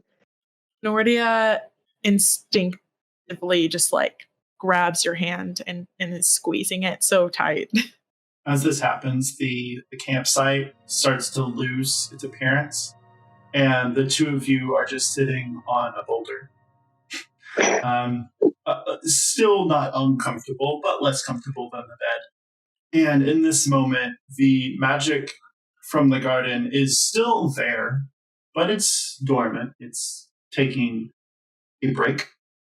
And there's just a quiet in the garden as PARY sits on your knee, Lady M, and it gives you 3, I suppose, just this moment.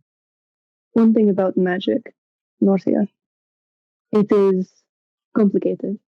It is beautiful, and it can hurt people. And I think, if nothing else, this will be the only time you need to learn that lesson. Nods and looks at you and wants so badly to escape from this feeling, as Nortia knows hardship, like not personally. She's just always watched it happen. And this is kind of the first bad thing that's ever happened to Nortia. And the fact that it wasn't something bad that happened to her, but something bad that she did to someone else, kind of has really changed her in some way, but she doesn't understand what way that is yet. And she smiles and she says, I am a quick learner, so you do not have to worry about me. Lesson learned. Pick things up right quick. And she lets go of your hand and stands from the boulder and dusts off her dress and wipes the tears off of her face and is ready to move on. I don't understand what happened. I took her away. I thought that I could get the information that we needed if I just pushed through, and I thought that the place that I go when I sleep, I've tried to explain it, but I don't think people understand. I don't see my own reality passing in front of me. I see everyone else's, and I wanted to take control and I wanted to understand, and instead of understanding, I ripped that woman from her life. As this is said, the door opens again, and Cal steps in, head hanging low, but DAWNA kind of ushering him in. I'm going to tap into his mind quick, if I can, and say, be nice. I was going to. Mm-hmm. There was a moment of like, okay, well now what I was going to say, okay, fine. Cal very non-threateningly draws his sword, and the light blue pales in comparison to the pool from the night before. But as he places it and very delicately drives it into the grass of the garden. The moment that Nortia is trying to put into words is projected and shown in a swirl of ocean mist as the deck of the ship, everything's going on. You see in the middle of the ship is DAWNA and Nortia, and there's a moment, and in that stillness, in that specific shot, the two of you, Lady Ehm and Nortia, are able to see everything on the deck of the ship. What you do see in this moment, though, that Nortia, you were not asleep to see, is that the portion of the ship where the two of you were standing, in the moments after the two of you disappeared, is hit with a fiery cannonball. And the ship, and you realize that what Cal is trying to show you in this moment is not that DAWNA didn't leave, but he thought, and the rest of the crew thought in that moment, that they had lost her. And Cal, drops the image, and he turns to Nortia and he's like, I do apologize for my outburst. Some wounds hurt a lot more when you reopen them, and I thought I was over it, but I wasn't, and I should know better because I talk about this all the time with the other members of the guild, and I up and hugs Cal. There's a moment of okay, and the two of you are standing there. DAWNA gives a side eye to Lady Ehm, like, I told you. Gunnar starts actually because this is new environment to him as well, so he actually just starts kind of cleaning stuff up. I don't know if you've ever been in a scenario where all right, everyone's fighting, so I'm going to be helpful. He's just kind of trying to get things together. And Thanks, Gunnar. So it's definitely a moment of all right, cool. I think we're good now. I think we understand. And Gunnar's like, I'm sorry, mighty sorry. I have no idea what's going on. I don't know. I didn't have a point with that. And he very gingerly kind of taps you on the top of the head, there. It's okay. And things start to pick back up. The group that is kind of awkwardly standing in the garden now starts to become aware that people have started to approach the shop. PARY is now in the water again. Different assistants of Lady Ehm are walking around. Nortia, you're kind of as the hug separates, there is a moment of understanding between you and Cal, where he, for the first time, because he is a bit older than you, and he's been distant up to this point, but there's a small glint of kind of impressed. He's like, oh, all right, okay, so now what do we do? Now I believe that we have quite a mystery to solve. And Nortia whips out the handy dandy notebook and turns to the page that looks like the freaking red corkboard string thing. Okay. I'm going to do, let's see. I don't think I've even formally met Gunnar. I think we've just seen each other in passing. So I'm going to go up to Gunnar and put my hand out like this way, not like a handshake, like this way. Welcome to my shop, the Lady's Hand. I know you are Gunnar. I am Lady Ehm.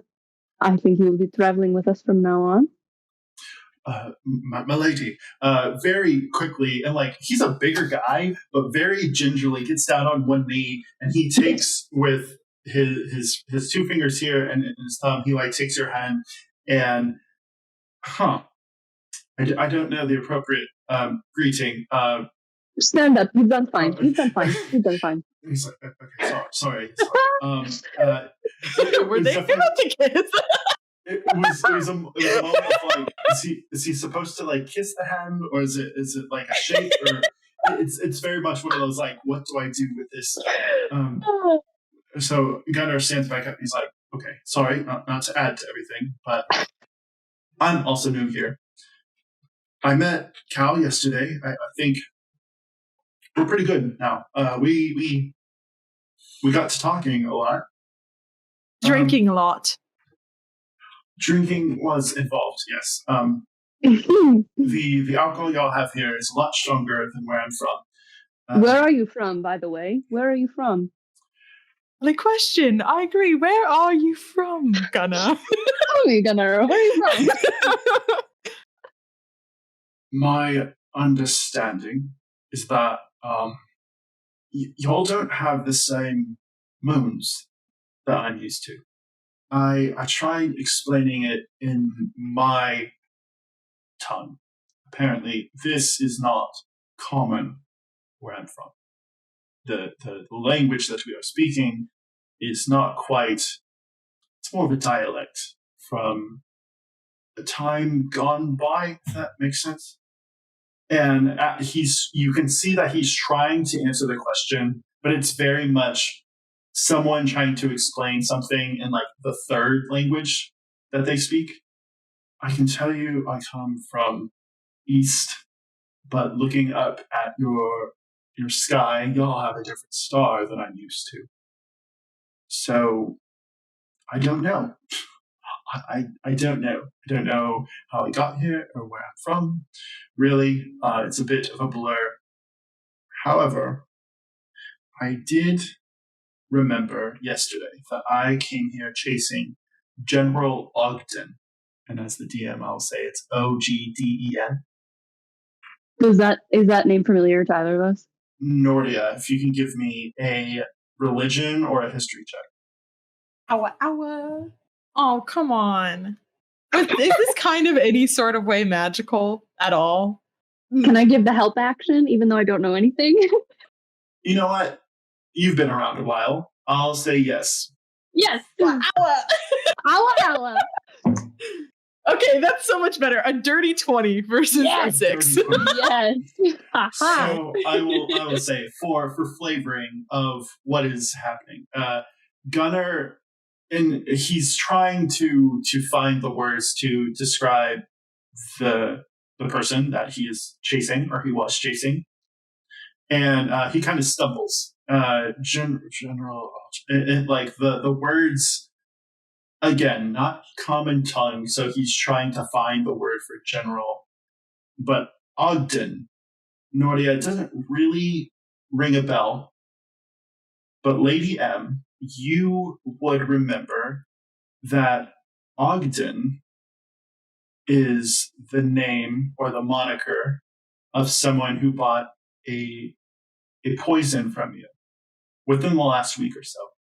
You also know that Nortia, as this information comes up, that the Ogden isn't a general, he's one of the lords. The Court of Lords is the oligarchical title of the men who run things around here. The kings, the ministers, that sort of thing.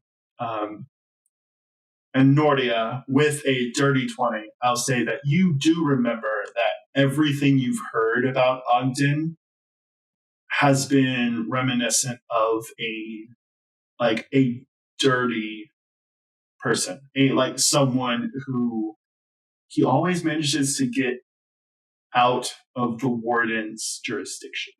There's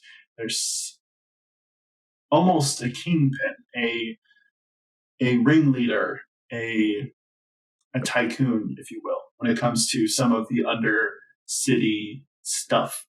It's weird. And did you... Mm-hmm.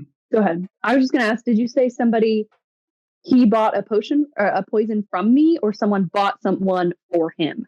It wouldn't have been him that came in, but you deal with this person enough to where the different sigils and like monikers that people leave, like there's usually some reference to Ogden when it comes to like, oh, like this is the person not to mess with. Okay. Because people from all sorts of walks, come to you for stuff. But there's a certain level of shady that comes from this man specifically. Okay. Nortia, you don't have any direct experience with this man. It's always been like hearsay / like reporting type stuff. But that does give you ideas as to time and information, because this General Ogden has been here for about 20 years. Gunner's been here for about 20 hours at this point. So similar to Donna's situation, and similar to Dianthus and Bianca, and all these figures that are popping up. Chronological order is not as much of a factor as is the natural events that occur on the island. So back where, when you're from, Gunner? Why exactly were you chasing him? My lady, it seems we come from opposite times of transition. Where I'm from, magic is as ingrained to our culture as water, as plants, as apparently the snake. It seems to be new to most of you. Everyone I talked to yesterday had never heard of, or pretended to have never heard of, the abilities that I'm seeing here. So I'm a fighter. I was in charge of the rebellion front from where I'm from. For some reason, whenever I arrived here, everything's blurry. I was on a small skipper ship, but manned by less than 5 people, very very small, and I was in pursuit of the general's galleon, but it disappeared. I don't know how or why.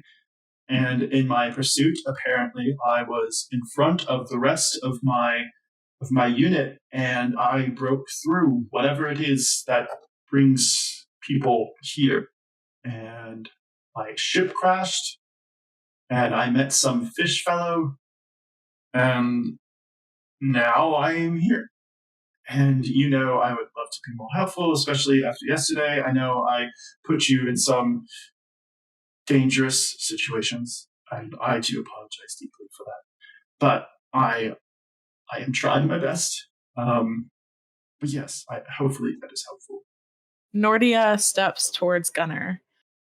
You did not put me in any dangerous situations. I ended up there, and you protected me. So you owe me nothing, Gunner. And you, well, on my account, are free to go do whatever your heart desires. That is mighty fair. For now, if I may, I understand I am not indentured. Do not want to imply that I do not have will of my own. However, you and some of the people I met yesterday, and apparently this Cal fellow, look like you could use some muscle. Not a lot of fighters amongst you. No offense. Looking to you, Lady M. Like, None taken. I can hit really hard, and I can't do a lot of the frilly stuff that I've seen from you. As this happens, you see Cal. He's actually talking to Cal in that moment, because he has his sword out, and similar to Lady M, rediscovering his magic, Cal is like making lines of light and, you know, different like prestidigitated like sparks around the garden. Very much like a kid with a toy that he hasn't seen in a long time. And Cal's just like kind of shaking his head, just like, No. Sabrina might regret this, but this is fun, so I'm gonna try it anyway. Come on now. Come on now. I would like to take my quill, and while staring Gunner right in the eyes, I'm going to cast Ice Knife and kind of look like I'm throwing like the dart, like kind of like he threw the dagger, and have the knife come off of the end of it and just like pin, like, oh, I want to wait. I want to tear a piece of paper from the notebook while I'm doing this too. Throw the paper up and then throw the ice knife so it daggers itself to the wall. And I will waste that spell slot. okay. Yes, you will. Yes, you will. And for like DM purposes, like what are you trying to do with? So are you just trying to pin it to the wall, or is this? Yeah, I'm trying to pin the page that I threw to the wall. So kind of like look what I can do type deal. Yeah, kind of like when Wednesday takes the apple and throws it in the air and then like bullseyes it to the thing. So this is an interesting check. We can take a couple different ways because you are using the ice knife with a piece of paper. It's not going to be like opposed or anything. Part of me wants to say sleight of hand or like acrobatics, but like that's also like, I don't know. How do you think that like materializes? Because I could have you do that a couple different ways, but I think because what she's trying to do is show Cal that, show Gunner that he cannot make the excuse that he needs to protect them because she can protect herself. Like he needs to say why he actually wants to be there, basically. So she's kind of like not intimidating him, but kind of intimidating him, if that makes sense. All right, I will definitely need a roll for that. Okay. Not 20! Yes! Nortia, you better work. I was about to say, if I see that it looks like it's not going to hit, I'm just going to like mage hand and like drop it so it hits. You don't need my help. You don't need my help. Come on now. Yeah. That dice was another one where it rolled for a really long time, like rolling around, and I thought it was going to land on the 2, and then it went to the 20, and I was like, wow, what a great day. What a great day. So I will say this moment, like everything that's happened this morning, night, everything's been really fast up to this moment. And this is a time where the entire garden is silent, as if everyone is like, you know, listening in to, you know, Gunner, but also kind of seeing how, for a second, because the comment was pointed a little bit at Cal, you know, a little bit to Lady M and a little bit to you, but just it was you know, for lack of a better word, it was intended as a chivalrous notion, but there's a twinge of like, you know, I'm a strong man, I could deal with this, and with the quill, Nortia, when you use your magic, it's as if you are operating at like double frames per second. To the other people. So you pull out the quill, you form the ice knife, the paper. Unless someone is very acutely like watching, like Lady M or Cal or even Artie, right? Like no one there in that moment except for Gunner can really register how intense and how dangerous what you just did was. And the parchment, as it, you know, is skewered by the knife into the wall, Gunner just very, and it's like, not that you were aiming for him, but just like right behind him. It's just like, okay, I stand corrected. I think this should work. I think ooh, and like the ice starts to melt a little bit, and the paper just kind of like falls to the ground. It's like, okay, all right. He like picks it up and like hands it back to you.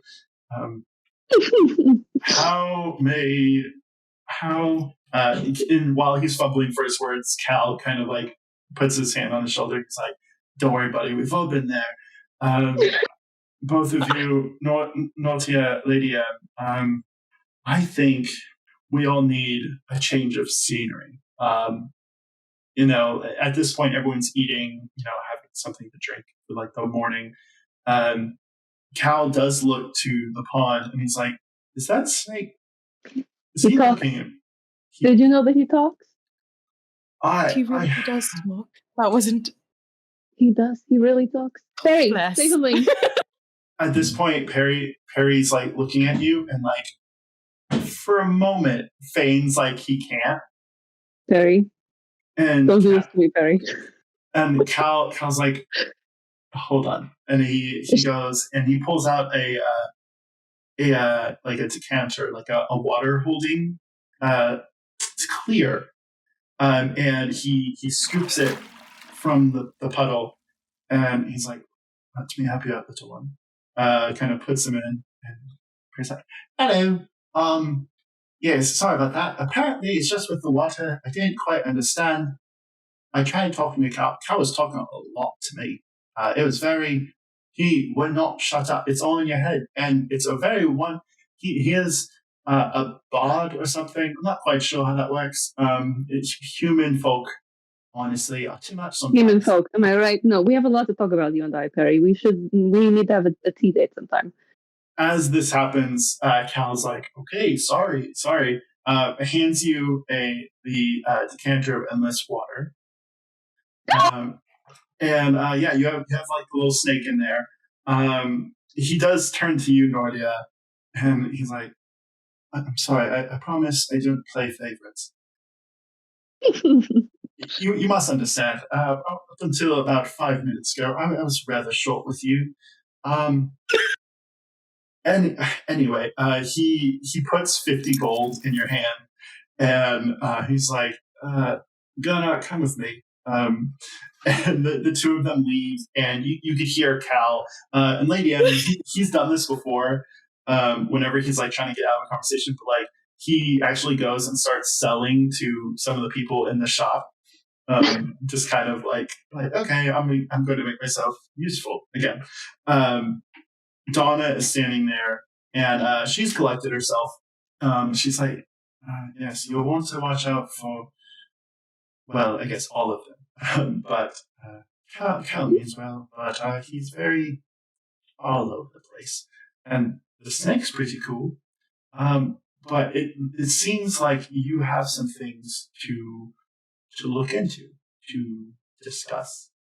At this point, the morning starts to pick up. You get the feeling of like it's like late morning, not like 11, but like things in town are starting to pick up. Where would y'all like to go? What would you like to do? So I guess I will kind of lead everyone back through the shop. D and Artie are both there at the shop? Question mark. Artie is. D is not there yet. I don't trust Artie alone in the shop. I don't trust him at all. Shoot. Okay. Give me a perception check. Okay, I can do that. 15, 16, 17, 18. Gotcha. Lady M, as you're struggling with the monumental decision of who to leave, I can't leave him alone here. You look out the window and you see a very frazzled D running with a bunch of like books in her hands, like running down the path. She's never late, but last night was a lot for her. And as she like, my lady, I'm so sorry. I wasn't quite sure if I was going to come today, and then I was like, no, you got to do it. Got to put in the work. Got to do the thing. And she's like holding these books. She's like, I went to the library, and I just grabbed a bunch of these. I checked them out. yeah, should be fine. And she just kind of like dumps a bunch of books into your arms and is like immediately going into the shop, just kind of, doing that sort of thing. With the books now in my hand, is there anything that she's just given me that we should stop and look at now before we go to the library ourselves? Like, is there anything here that's useful? Give me either a religion or investigation check. Okay. Help action. Okay. Religion or investigation? Well, they're both the same. So, okay. Not terrible. 16. 16. Okay. Lady M, in this moment, you're like looking through, perusing these books. The library in D'aowVern is called Bibliothek. It's a combination of many languages, but essentially it is the collection of religious, scientific, and otherwise fantastical literature of D'aowVern. But for the 100 some odd years that new cultures and new people have come here, something to be aware of, and something that you would know, but Dee apparently didn't, is some of these books you need like ciphers or notes to translate. Nortia, as you kind of see Lady M perusing through these, you would pick up on the same thing, just with your background and stuff. This would be very helpful in the library, but don't have. It's again, Dee. This has been a rough day for her. The past 24 hours or so. But yes, the library would probably be easier. You do recognize that some of it, Dee may not have necessarily known that she was being like as much or as little help as she was, but you do recognize a symbol, and Gunnar actually kind of freezes up and he's like, "That is Ogden's seal," and the book that he picks up is brown leather bound with a dark magical seal. It's the only book that you can't open, just instinctively. I will say, for inventory's sake, if you want to put in Ogden's journal. Okay. Haha, that's good stuff.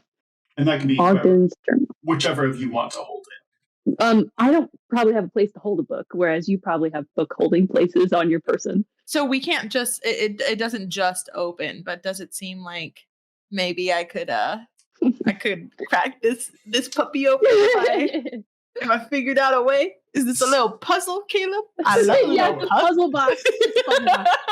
So I'll say there's a 50-50 answer to this. The glass half full answer is that typically journals and books like this have keys you need to check out from the library. However, both of your passive perceptions and just new magical nature kind of reveals that there is something extra. It's not just a key that turns. So there's going to be a little bit of finagling with this. On first glance, you can't tell what that means exactly, but maybe in the space or in the right conditions would open. I have maybe an idea, Lady M.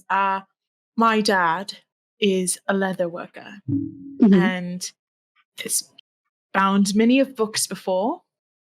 Now, he's never told me if he's magically done so, but I guess nothing's really off the plate right now. What if we could get him to unbind and rebind this book perfectly fine and be able to return it to the library? So I guess what I'm asking is, would you like to meet my fathers? I would love to meet your fathers, yes. Before we go, I'm going to peek my head back in the shop. I'm going to put the books down that I'll take the ones that I know will be useful, and I'll leave the ones that I know will not be. If Gunnar and Cal aren't already in our posse, I will call them forth, and I'll tell the hanging ivy that is over the door and the entryway on the inside. I'm just gonna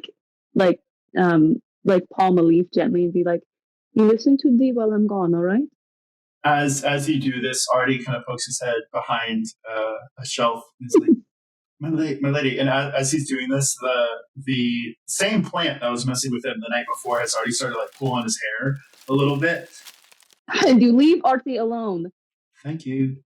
Hmm. As you start to leave, Gunnar looks at the books, looks at the books, and just kind of like picks up the rest of them. And you can see Cal's like, yeah, no, like carrying with us, because as you start walking, Cal's flipping through the ones. It's like, no, yes, maybe no, just kind of like sifting through. And as you start, Nortia, you remember the conversation with your fathers the night before. The worry and the rush to look for you, right? Made it to where, they were out pretty late. But around this time, you, as I assume, the posse is walking towards your home. The library is in the center of town, not quite central, but pretty close. You have options here, depending on where you're going. Your fathers are, and I'm telling you this as like a player. Your fathers are actually on their way to the shop to find you or to talk to you about the night before. So I'm going to give you all a couple choices as far as like where you'd like to go here. There's the library. There is the home of Nortia. And there is a third shop that I will say will be dependent on a roll or two. So where do you think Nortia's morning energy, where would she be inclined to go? Man, I want to know what this shop is, but like I feel like, yeah, okay, I'll figure. Yeah. Nortia wants to go to this magical third option. So I will say that is what, as a DM, this is one of those moments where it's like I give my players options, but in character, it's probably y'all are going, and there's a moment where you just kind of stop. And behind you, blocks away, is the shop, right? You left Lady M's, all that stuff behind. You're walking towards the library. You see people in the streets, kids that are, now maybe a little faster than they were yesterday, or like doing like magic that they didn't have the day before. You see performers in the street, like jugglers trying to do dancing lights and different things. Like it's a very vibrant energy that y'all haven't seen in town for a long time. And there's one place, Nortia, that you haven't been to in a while, but you do remember getting a figurine from the man in OZZY'S Oddities. And as you approach this shop, it's probably, to use American terms, it's about a street block away. It's pretty close to the library. But before y'all get there, Nortia, you do see the shop and a very changed expression. Before, whenever you got this figurine, hopefully you remember what I'm talking about. This is this is like a character creation item thing from before. Before, Nortia, when you met this person, it was a elderly man with a large, thick black beard and very kind, dark eyes.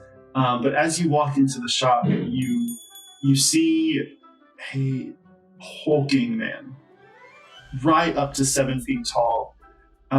His beard, instead of black hair, now has these tentacles as he, picks items from the shop. And you turn around and the head of this man is an octopus. This is Ozzy, a little more unsettling than he was the first time you were here. The two of you, with your new magical environment aura readings, you can see that a lot of the things in this place have magical qualities that they didn't have yesterday. including the owner of the shop. I see this, and I'm automatically going to pull out the little figurine that I had before. Mm-hmm. My little serpentine owl figurine. Gotcha. And for those who, do you have it pulled up? Yes. For Lady M, and to refresh my memory, if you could say what the figurine does. It is a figurine of wondrous power, and I have the serpentine owl, and it can become a giant owl. And let me look at my notes because you gave me a different amount of time. Mm-hmm. Oh, I can use it once a day, and it is there for either night or daytime. So in this moment, as you walk into the shop, there is a look of familiarity with the owner. His face is admittedly a little harder to read than before. But Nortia, I will say, you are the least worried of the party. Cal and Gunnar both have moments of Cal kind of like touches Lady M's mind to be like, is this a mind flare? Like, what are we getting into? Yes, Cal, it's a mind flayer selling trinkets. Good point. Nortia walks up with her little figurine and she goes, Ozzy, do you have any more of these? Also, what does it do? Also, what happened to your head? That's a lot of questions. Lots of questions indeed today, Ozzy. It's a new day. He looks to you, Nortia, and goes, hello. It's a bit different than before. If you've ever seen someone or tried to talk to someone whose mouth is folding in on itself while they're trying to talk to you, it's like, my name's Ozzy, for those who don't know me. Here's the thing. When I showed you the figurines, they weren't quite magical. It was more paperwork. But today, a lot of my inventory has left the building, quite literally. And that's what, and as he's talking to you, like the beard, the tentacles are like putting things back onto the shelf. And he's like trying to like keep certain figurines and like magical items and things. You can tell that some of the cages and the display cases have been like recently broken because stuff has like up and left. And you do, as you're holding the figurine up, Nortia, in this moment, you can decide, not that your character would know quite the time restraints on the owl, but if you'd like to try to wake it up during the day, you can try to do so. Yeah.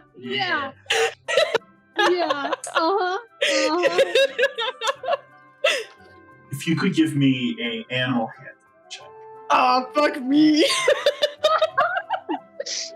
Oh, no. Oh, no. That's a natural one, baby. Can I get the help action? I don't know how, but... Wait, is this considered a magical roll since it's like magical animal handling? I'm going to say no in this specific situation. But as this happens, the owl, the little figurine that you have, speaking to it, it does turn into an owl. And it immediately goes after PARY, who is sitting, in wherever it is that Lady M is holding them. He's at my hip. I tied the decanter to my hip. And so there's a moment of like very worried, slithering as the snake is trying to get away from the owl. Lady M or Nortia, if you would like to make some sort of physical or otherwise a literal attempt to get the owl, I will let you try. But yeah, it is flying around the shop, kind of recklessly. How big of an owl is it? Is it a normal sized owl? No, it's a big owl. It's pretty big. It's pretty big. Nortia, how big is this owl? It says giant. Oh goodness! No goodness! Gunnar, could you stop Could you stop the owl? I made a mistake. I'm gonna try and cast sleep on it Okay. Big brain. and see if it falls asleep. I don't know. We'll find out. I will say Gunnar makes a reach for the owl, misses. Oh no, Connor. Okay. My bat the eyelashes trick didn't work. You know, sometimes it's not enough to be cute. Okay. So I roll 5d8, and then that's the total hit points that it can affect. So I don't know if I don't think it's a save. I think it's just like if I roll the amount of HP that it has, it falls asleep. I think. I don't know. I've never used this spell before. Gotcha. I'm gonna say this is the first time that this owl has taken form. Roll your die, and depending on what you get, I will tell you. Basically, I'm setting ATC in my head for this. Okay. Hello, Mr. Owl. Please go to sleep. Wow, 2 8s and a 7. Okay. 16. 24, 25. 6, 7, 8, 9, 30. 30. Okay. So as you cast sleep on this owl, it is a figurine, right? Nortia, it's in the moment right as it grabs Perry, and there's a moment of like, oh no, Lady M, help me. Sorry. Harry, I'm so sorry. How dare you? There's a moment of just like the beak opens, goes in for the kill, it turns back into the figurine, and there's a moment of, it's like steaming in your hands, Nortia, and you're like, okay, maybe next time that'll go better. My apologies. Did not mean for that to happen. So sorry, little Perry. If you would, Sorry. if you would watch your things, that is not very conducive to a positive work environment.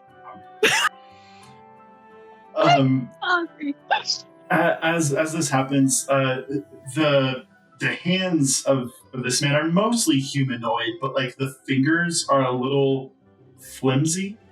That makes sense. He's a very, he's an octopus man, so kind of off-putting. But yeah, so OZZY'S oddities mean something completely different now.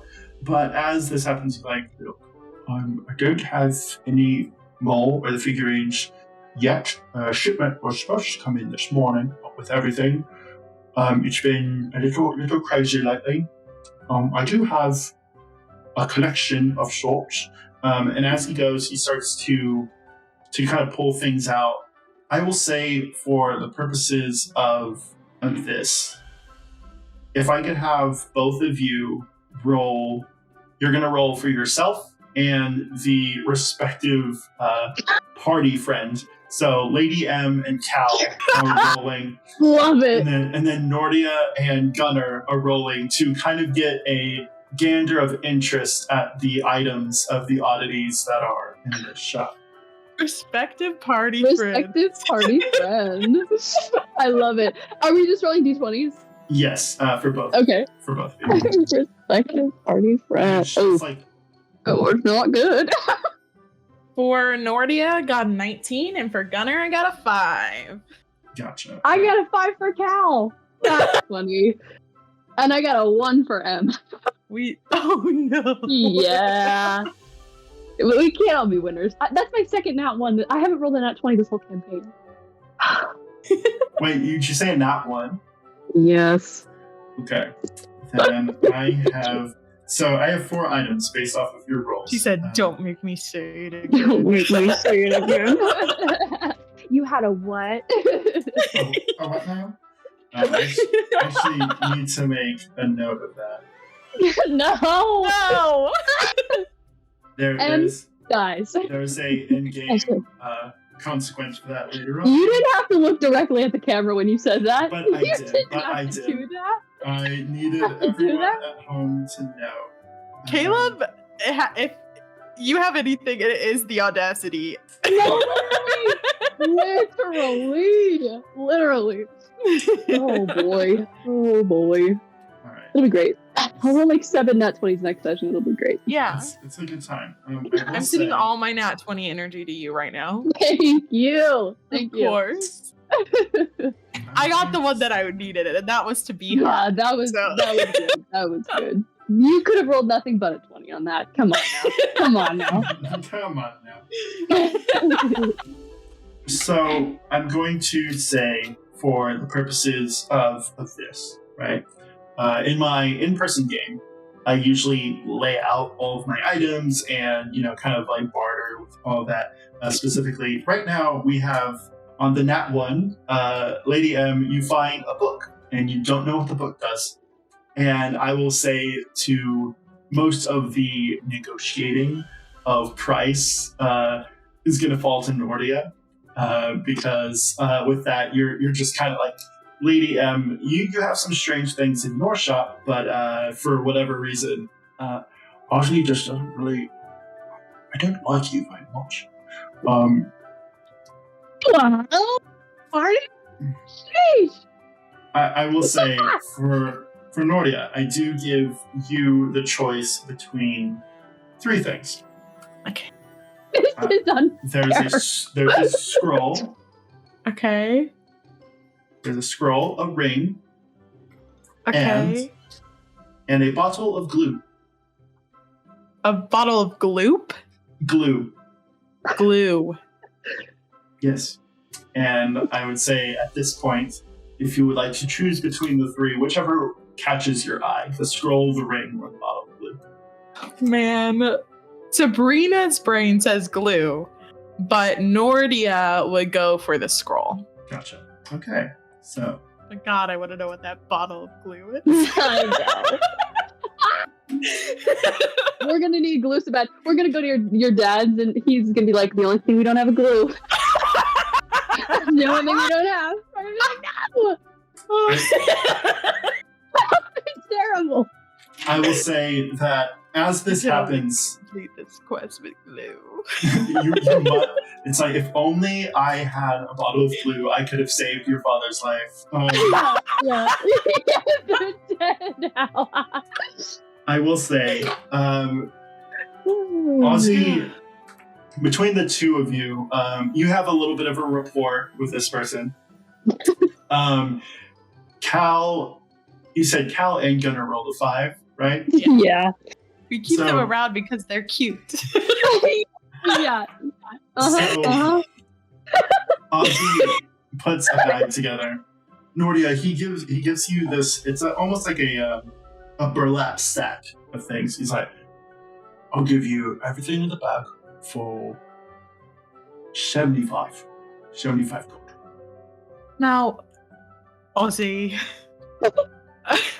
I think we both know that with everything that's going on here, you're going to need some favors, and I want to do plenty of favors. So how about 74 gold. 40? 40 gold. 40 gold. Favors, huh?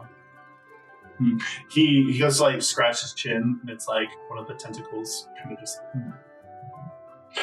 Well, Lady M, I'm going to throw this out as just because I feel like something in character might help here. If you would like to give bardic inspiration to this role, Oh yes, I do. just because you went the entire last 3 episodes not using it. I forgot I had it. I've never played a bard. Yes, I would love to bardically inspire. So before Nortia, you try to haggle this man. The level 2 bardic inspiration is a D6, correct? Okay, it's 1d6. 1d6. Mhm. So I would say, Nortia, there is quite a bit riding on this. It's not going to be super easy. But if you could give me a persuasion, Okay. and let me know what you get. And Okay. Add the And do you- add the d6. What's up? Okay. I was gonna say, do you do bardic inspiration you can do after your roll, or do you have to do it with the roll? Normally, I say it depends. Well, okay, so normally it depends on the circumstance. I'm gonna say for this, because it's kind of Lady M's first time using it, just do it together. Cool. Because on a nat 1, you've kind of disgruntled the shopkeep, and then there's a moment of like you got this, and you feel a little more charismatic than you normally would. But yes, I would say roll the perception with bardic. Okay. This is my Lady M dice, by the way. My Lady M. Shut up! That's stunning. Okay. Stunning. Well, I. This is kind of awkward. It's been a great session. It's been It's been so good. It was a 4 on my die, but a 5 on Lady M's die. Hey. And this is persuasion. Yes. So that's +1. So I got 10. Got a 10. That's, if you think about it, 10 is basically 20 if you multiply it by 2. No, exactly. So close to being, It's literally. basically in that 20. One step away. Come on. Yeah, now. literally. Like, so close. So, So far. Here's the thing, Nortia. It's been a long day. I got a new head. 55. Throw the bag. In a favor, I suppose. And tell you what, I'll tell you first thing when I get a new figurine. Ozzy, you do drive such a hard bargain. Tell you what, Ozzy, I'll give you 50 a favor, because my favors are worth their weight in gold. And you tell me when you get a new figurine, or if you see anything draconic come in. Interesting. As this happens, Cal and Gunnar kind of like poke their heads back in, and I'm gonna say on a 10, he'll take the 50. He gives you the bag of things. I'm gonna send y'all a picture of the physical items, and y'all can delegate those later. But as y'all leave, you notice that Cal actually goes in for a moment and like comes running out. He's like, okay. You get the idea that Cal probably paid the difference because he was going to charge you more. And Ozzy, very rushed, kind of like, all right, I've got what to do. Got to got to clean up these owl pellets. Y'all have a good day. I'll be in touch. And he starts to like, kind of like, not manhandle, but very much kind of like, all right, time to go.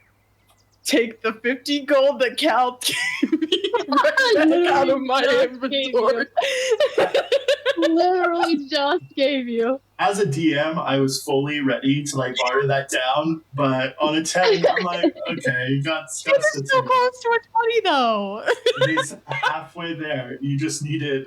So close. You just So needed close. 3 more I dice. think Yeah. You just needed like 3 more dice, and you would have been fine. truly. Oh God. I will say, you get out of the shop. You get to the library. As we kind of start to wind down, this would probably be what happens like right before Nortia and Lady M take a lunch break for the day. You do get to the library with the books that you have, and I would like to give both of you the chance to do some sort of check, whether that's looking at the diary, the journal that you got earlier, or researching something else. But depending on the type of investigating, insight, that sort of thing, depending on what you're trying to look for, I'll direct you on what you will roll, if that makes sense. So for the two of you, what are you looking for in the library? Well, I will look for any and all of the ciphers that I need for the books that Dee got. The ones that we deemed useful. And then so much here. I want to see if I can't find more on Ogden. Okay, so Lady M, you're looking for stuff on Ogden. Nortia, what do you think you're looking for? Is the symbol of Ogden the same symbol that we saw on the cloak and stuff? No. Ogden's symbol is very almost Roman in the fact that it's a side bust of an elder man's beard and face. You get the idea that it is his face. It's just Ogden is a bit of a narcissist, so it's very much like this is me, and all of my signage is Ogden. So Is my face. Yes. it's my face. Yes. The symbol on the cloaks and things are different. Thinking through this, we have DAWNA stays, right? She didn't like magically disappear. Yes, she is. I will say throughout this, she's kind of stayed back, but like with the group. Okay, so I could ask her more about that. So I think I want to do a deep dive into the moons. Okay. So we got Ogden and the moons. You have a couple choices here. Because there's a couple bards with you. There are, I will say, if you're looking into the Ogden stuff, Gunnar would probably be with you, Lady M. And Cal and a couple other people would probably be with Nortia. If I could just get a investigation or a religion check from both of you. Religion, baby. +6. Ah, once again, 10, the perfect number, but now it's a 16. 16. 16's not bad. I have a 17. Okay. So I will say first, Lady M, with a 17, as you go to like look for the ciphers and things, a quite dapper librarian is there. He has a collared shirt. He's wearing a dark vest with long rolled up sleeves. He's like, "Hello, my dear. I am Eobard Crane. Anything that I can help you with, dealing with the books and such." It looks like, okay. And he like pulls out the ciphers that you'll need. So you're not impeded by that really at all. On 17, with the Ogden things, you find a lot of like war maps and just details of people that, even though Ogden currently sits on the panel of the Court of Lords, he is probably the least popular, which makes sense. But it also means that he's had the most attempts on his life, and somehow he keeps getting out of it. You're not sure how or why. Nortia, similar to the book that you found in Ozzy's shop, there's a scroll, and it takes you a minute to kind of peruse through the whole thing because the writing's very small, very, very much like if you've ever dealt with a Microsoft document with like 6-point font, it's very hard to pin out. But the print itself is in ink, and then there's a circular rune that is emboweled. Oh, what's the word? When you like embedded into the scroll. And so you can kind of doing the thing where you get like pencil and you kind of like sketch over it. There is a circle, a ring of Valia, and you realize that using some of the ciphers and your knowledge of Draconic and those who speak Sylvan in the group, you find a scroll. It's called the Scroll of Valia. And you're not quite sure what it does. You said you had a 16, correct? Yeah. It's probably going to take you a little bit to pore over. But one part that you get to at the end of it really sticks out to you. And it explains something called the Great Exchange.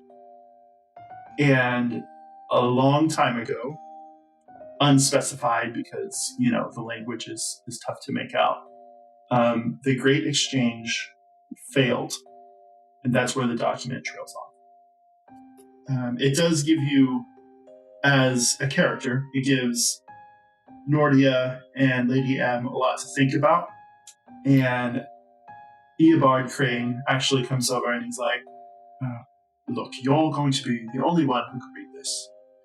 I've had that scroll for 60 years, and no one's really been able to get a crack at it. The Great Exchange, or whatever you said, no one can get that. And you get the idea that as you kind of turn the scroll in your hands, the print actually fades, and it's as if before it was just a symbol, and you see that the text is actually showing itself to you and no one else. And as the party starts to get hungry, and you deep dive into these books, I will say that is where we're going to end tonight's session. There was a lot of lore this time, and you are both left as players and as characters with a lot to think about. I do want to say thank you to our strangers and friends who joined the stream, and hopefully this is enough to chew on until we get back with the main group. Do y'all have any questions before I send you home? Hour, dude. Hour, baby. Hour. Hour.